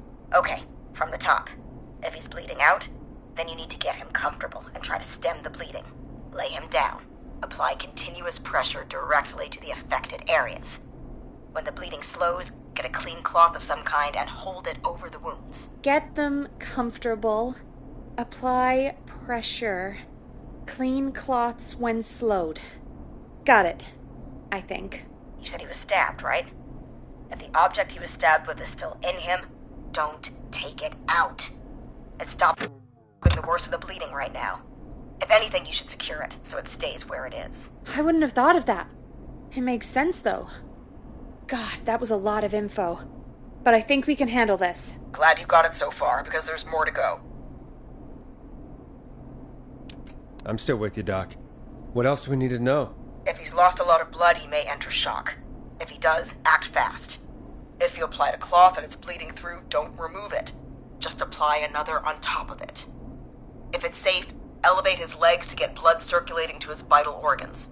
Try to keep him warm. Get him to rest and reassure him. We need the patient to stay calm. All right, don't replace bandages, elevate his legs, keep him warm and calm. This is a lot. I'm really sorry. That's as much as I can give you right now. Try to stop the bleeding. Find someone to get him stabilized and get him here as quick as you can. Good luck. All right, Forrest. Casey's still on line 1. Hello? Hello? Forrest, are you there? I'm here. How is Jason doing? Badly. He's still bleeding. I need help. I've been putting pressure on his stomach wound since you left, but he's still bleeding. I don't know what to do. That's good, Casey. The nurse said to do that. What about the knife in his leg? It's gotta be hell. Should I pull it out?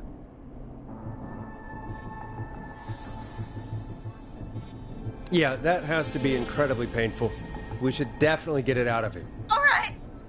Here goes. Jason, just hold on. Wait, I was reading my notes. Did you say pull the knife out? Oh, God, help! I pulled the knife out and the bleeding, it's getting worse. It's... Quick, Casey, we need pressure on the wound. Do you have any sort of cloths nearby you could use? Yeah. There's some laundry piled up on top of the dryer, some cloths on the hood of the car, and what else? I guess I've got my jacket.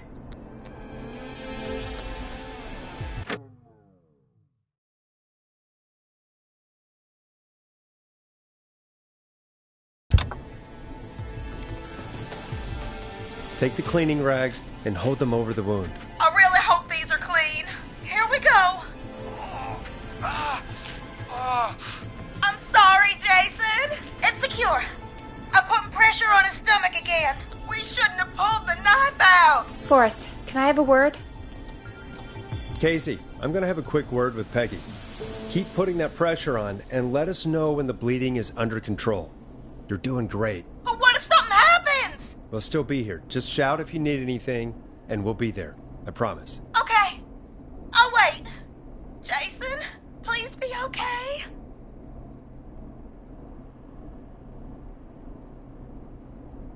What's up, Peggy? We can't stay on the line with her all night. Dawn is still out there. What if other people need us? You're right. She's probably on her way to her next target right now. Exactly. And you heard the nurse. We need someone there with training who can stabilize him. He's got to get to the hospital somehow.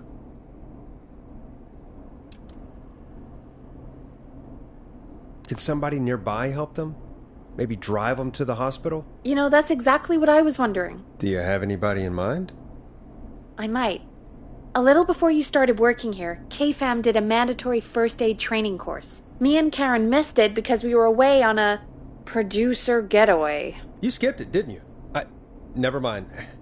So, how does KFAM's first aid course help us? Casey said they're at 25 Nancy Drive, right? Yeah? Why? They put up a bunch of cheap houses around there about 10 years ago. So a bunch of people here at the station live around there. Do you think any of them could help Casey and Jason? Probably, but I don't know who lives there. And since I missed the training day, I don't know who knows first aid. Could you call them and ask? I don't know everybody's numbers. I've only ever called Karen. Everybody's personnel info is probably in Reggie's office. Got it. I'll look through their files in Reggie's office. It's a life or death situation. I'm sure they won't mind. Right. But there are a couple of problems with that. Go on. It's sensitive information, so Reggie probably locked it in his safe. Great. Do you have any idea what the combo for the safe could be? Not a clue. Reggie's a serial note-taker, though. Maybe something in his office will give it away. Right. There is something else. I'm not gonna like this, am I? Have you ever heard, the future is floppy? Peggy, what the hell are you talking about? I'm talking about floppy disks. Floppy disks are like these futuristic things that have information on them. You put them in a computer and they do something. Peggy, I know what a floppy disk is. Anyway, Reggie decided that the future is floppy and started phasing out our physical records and replacing them with these floppy disks. I imagine it's the same for our personnel files. That's good to know. Since we haven't heard anything from Casey, I'm guessing Jason's okay for now. I'll check out Reggie's office and see what I can find. You'll need a key for that. I'll just slide it under my door now. Thanks, Peggy. I just have to look around.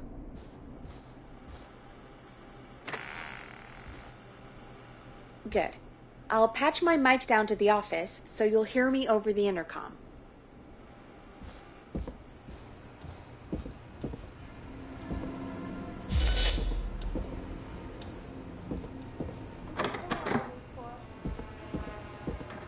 I'm not getting in there tonight.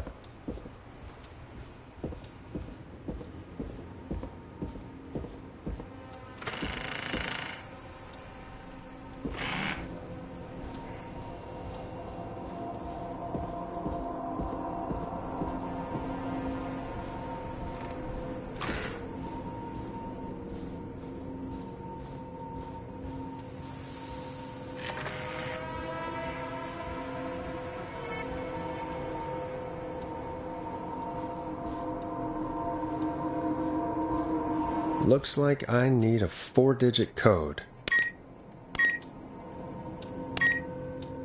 Nice.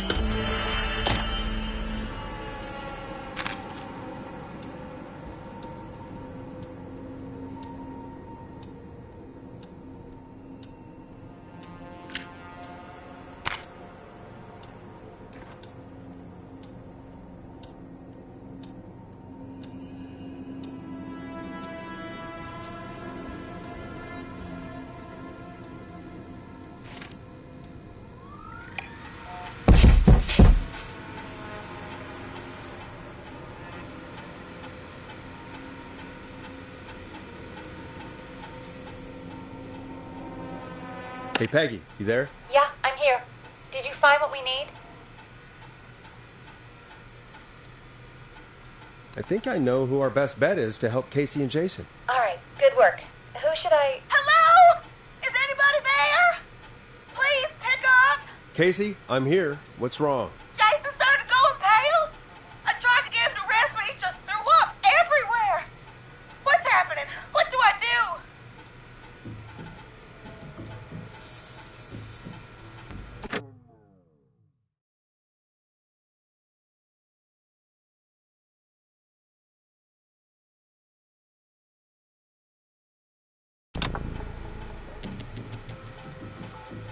God, it sounds like he's going into shock. Casey, just stay calm. It's going to be okay. But the bleeding seemed to slow down. Did I mess up? Jason, I'm sorry. Casey, calm down. You've done everything right. I need you to listen to me, okay? For Jason. What did the nurse say to do about shock? Casey, I need you to prop Jason up. We need to raise his wounds. Both of his wounds? You want me to fold him up like an accordion? Did the nurse really tell you that? That doesn't sound right. Forrest, we really need to be careful. If we get anything wrong now, then I'm looking at my notes. We need to get Jason as warm and comfortable as possible. Do you have anything you could use nearby, Casey? Yeah. I still have some laundry next to me. I'll wrap him in some blankets. Just give me a second. Sorry. Jason's bleeding through his bandages. Should I get him new ones? Or... Oh, God. That's right. You need to carefully remove the bandage and quickly replace it with a fresh one. What do you have nearby? I've used the rest of the laundry to keep him warm, so... I'll use my jacket. I can always get a new one. I'll fix his bandage and get him warm. Hold on, please.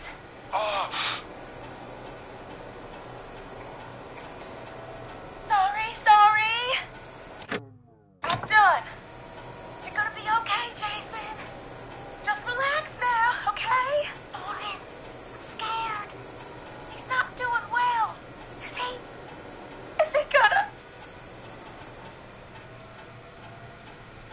Casey, I need you to be strong for Jason. Sit with him and reassure him that everything's gonna be okay. Okay? Okay. Please. I can't give him what he needs. Please, help. I can't lose him. All right, Forrest, we need to hurry. Jason doesn't sound like he's doing too well.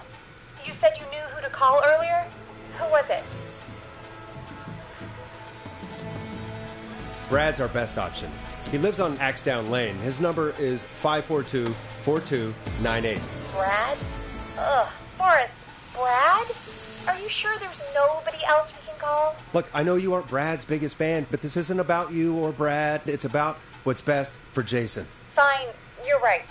I just need to remember this is for Jason and Casey. Jason and Casey. Peggy?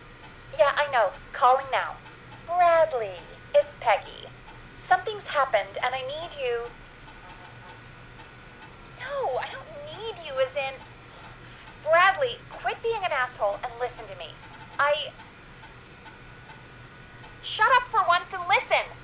Somebody has been stabbed and they need your help. Yes, stabbed. At 25 Nancy Drive. There's no ambulances. They need help ASAP or they won't make it. Bradley, yes, I know you're just a food critic, Bradley, but, I'm here with Forrest, and he said you were our best bet. You were at the KFAM first aid session, right? So you at least have some training. Sure, but even still, you're our best bet. Thank you. Remember, you're looking for Jason and Casey. Well? I don't know. He was pretty upset about a fight with Barbara. But at least we have a volunteer. All right. Well, we better let Casey know what's going on. Hello, Casey. Are you there?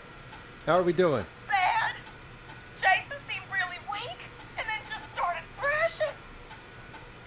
What about now? Is he still thrashing? He's passed out. Please tell me you found someone to help. Casey, help is on the way. My colleague will be there soon. You hear that, Jason? Someone is coming. You're gonna be just fine. Just hold on for me, okay? Just hold on. Come on. That must be them. Okay. Forrest, we'll call you back later. I have to go now. Good luck, everyone. God, I hope he's gonna be all right.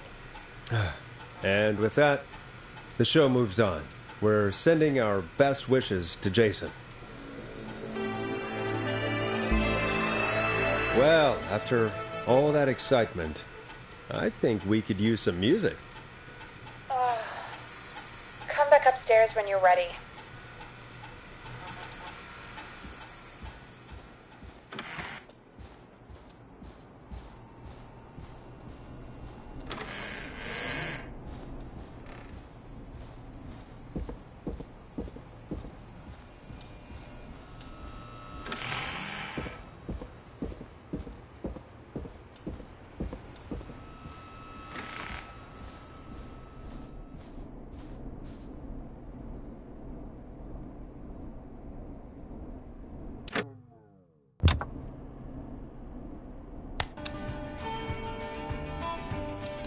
It's getting pretty late. This might be your last break for the night, so try to enjoy it. Give me a buzz when you want to go back on air. Let's roll. You got it. We've got another call coming through, too. Oh, we have another call coming in. But, hang on. What's up, Peggy?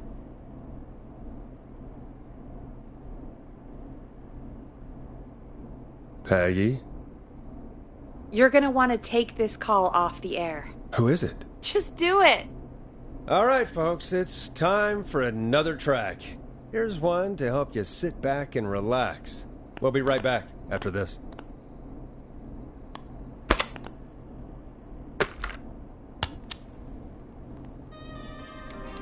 I hope this is good news, Peggy. Who have we got? Find out for yourself on line 1. Hello? Forrest, I'm glad I got back through to you. Sounds like it's been a busy night, huh? Surprise! It's Leslie, our 911 operator, leading the charge from Henderson to come save us. It's so good to hear from you. Are you okay? I am. I'm driving back with an officer from Henderson now. We got back into radio range a little while ago. We We've been listening in, but haven't been able to get through until now. Ever since you found Sheriff Matthews, it's only gotten worse. It's been a long night. Well, it shouldn't be too much longer now. I'm glad I got through to you. I wanted to let you all know what's going on. I made it to Henderson. Turns out somebody had cut the phone lines, and they had no idea what was happening. After I told them, well, their sheriff sent a goddamn squad back with me to stop this. That's great news! That's crazy about the phone lines, though. Do you think the Whistling Man cut them? I'm guessing so. I don't know how the Whistling Man did it. But that doesn't matter right now. Listen, we're coming in hot, but we need your help. I know Gallows Creek isn't a big town, but if we don't know where the Whistling Man is, we can't get him. Her. That's where you come in. You can count on us. What do you need? It might be a long shot, but here goes. The Whistling Man already called up a few times. I bet she calls again. We're still a little ways out of town, so if she calls, stall her. Buy as much time as you can for us to get in. And while you're talking to her, try to figure out where she is. We'll be listening in, so once her location is known, we'll head straight there and end this nightmare. I'll do my best. I know you will. Heck, I can see the headlines now. Forrest Nash's interview of a lifetime. Anyway, I'll radio the other cars and tell them the plan is a go.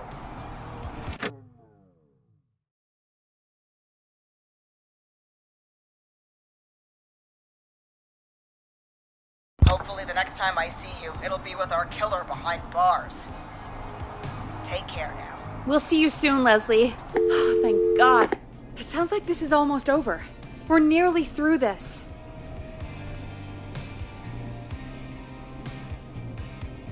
Best we don't waste any time then.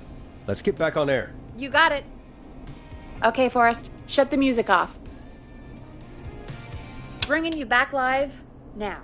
Welcome back to The Scream with me, Forrest Nash. The line is lit up, but before I get to our next caller, I just want to say, things are looking up. It's almost over, but for now, let's bring in our next caller. Evening, caller. This is Forrest Nash. Forrest? Casey, is that you? Are you all right? Forrest, it's Jason. Don't tell me. Is he... He's gone. Oh, Jason. Your friend. They tried everything they could. They said he just lost too much blood. Are they still with you? Can we... Your friend? No, they just left. They seemed really shaken. I'll have to call them up tomorrow. I can't believe he's gone. Could I have done more? You did everything you could have done. You both did. I'm sure Jason knows that. Thank you, Forrest. I really hope so. Hey, guys, I'm really sorry, but there's a call on the other line. I just need to make sure we don't have another situation brewing. It's all right, Peggy. I understand. Do what you need to do. Thank you, Casey. I'll be right back. Forrest? Yes, Casey? Before Jason passed out, I asked him who did this, and I think he knew who attacked him. Are you serious? Yeah. He said it had to do with a boy named George Barrow. He mentioned him, the boy who drowned. I guess that's what Jason said. He said that George died during, God, what was it? Whistling night? Some kind of prank night. And that the person who stabbed him wanted revenge for George. Casey, are you absolutely sure this is what Jason said? Yeah, I think so. Jason still seemed with it when he was telling me, so I don't doubt what he said. Did you say Jason told you who the Whistling Man is? He did. He said it was a woman. They went to school together. Somebody called What? What happened? Are we still on air? No, we're not. Seems like the power is completely gone. How do we get it back on? I don't, we can use the emergency generator down in the basement. Reggie picked it up a while ago in case we ever needed to do an emergency broadcast. An emergency broadcast? Emergency? You know, nuclear war, alien attack, broadcasting a serial killer's location to the cops so we can end this nightmare. Fair point. It's in the storage area, in the far back corner, up on the wall. You might have spotted it earlier when you were digging around for all those tapes. It'll have a big red button. Just press that. I'll see you when you're back.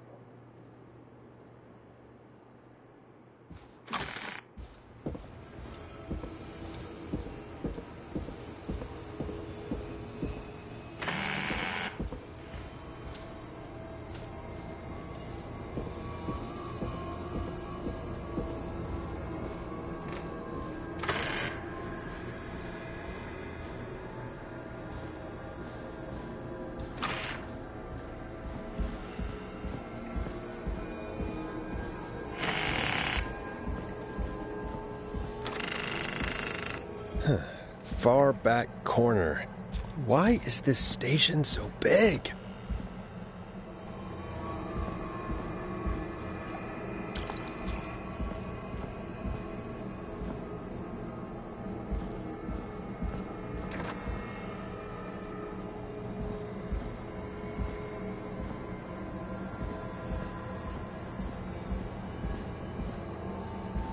That must be it. Boom! We've got power.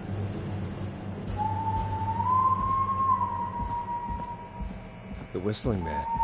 I need to warn Peggy.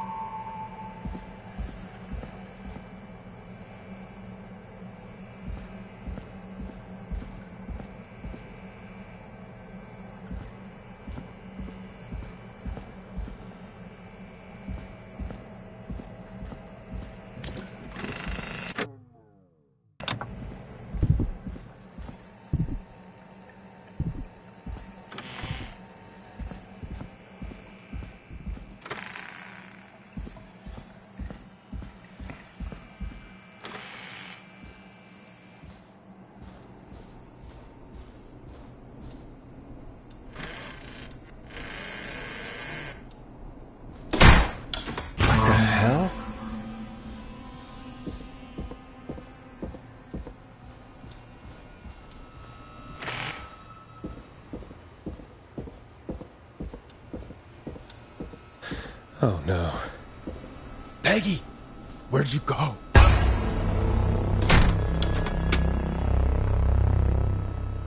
No way. This can't be happening.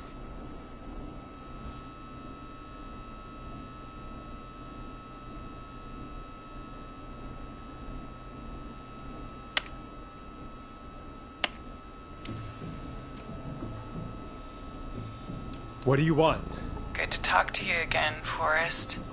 You know, I've really enjoyed our chats tonight. Where's Peggy? Have some patience, Forrest. It's almost the end of the night. Almost the end of the show. But it's not over just yet. Got a little time still. So let's make the most of it. Alright, let's. I'm happy to hear that. Huh? I thought we'd end tonight's Whistling Man special with a special guest. The one who started it all. Let me take that out of your mouth and... You crazy bitch! Let me go! Welcome to the air, Mr. Teddy Gallows Jr. Wait. It's all gonna come out tonight, Teddy. Your daddy and his money saved you 20 years ago. But even if he crawled out of his coffin with all the money in the world... Wait, where the hell is Teddy? How are you talking to him if you're here with me? Because I'm not there with you, Forrest. I'm here with Teddy. And if he says where that is, well, he knows he'll get it.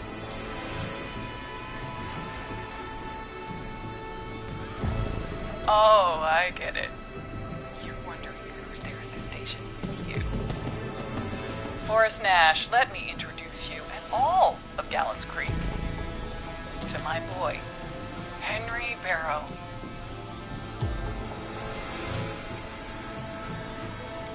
Your son? You mean you... Wait, that he... Yes, Forrest. He and I had a son. So there were two Whistling Men tonight. Of course! That explains how you were always able to get around town so quickly. Hang on. say Barrow? Then are you? Let me just get this mask off. Damn uncomfortable thing. No wonder Mooney went crazy wearing this. There we go. Marie Campbell? George's old girl. Oh, well, it sure has been years since I last saw. Oh, God damn it.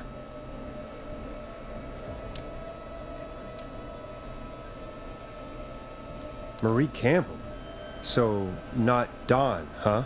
No, not Dawn. What are you going to... Everyone's gonna know now what Teddy did. He killed George that night. This night. 20 years ago. Listen to me. You... You're gonna talk when I talk to you. And not a moment before. And you're never gonna talk again, Forrest. I considered having you help me blow this whole thing wide open, but you didn't really sell yourself too well tonight.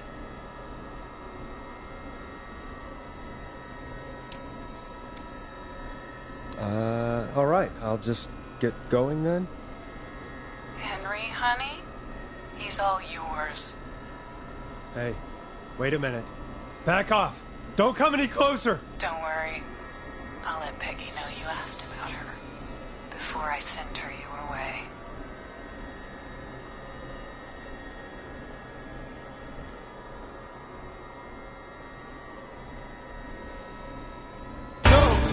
Please!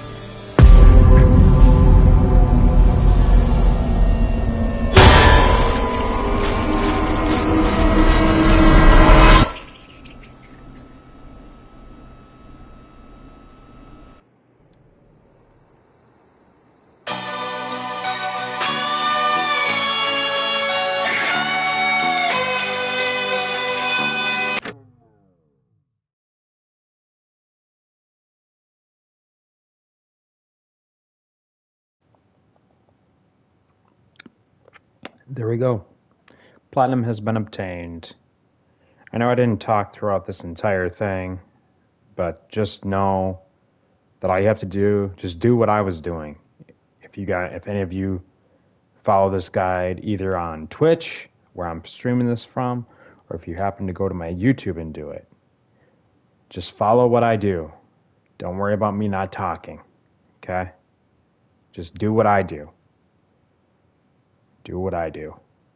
But there you go. Platinum has been obtained. Just want to give you guys confirmation that the platinum did pop. It did just now. Hope you guys enjoyed this Road to Platinum.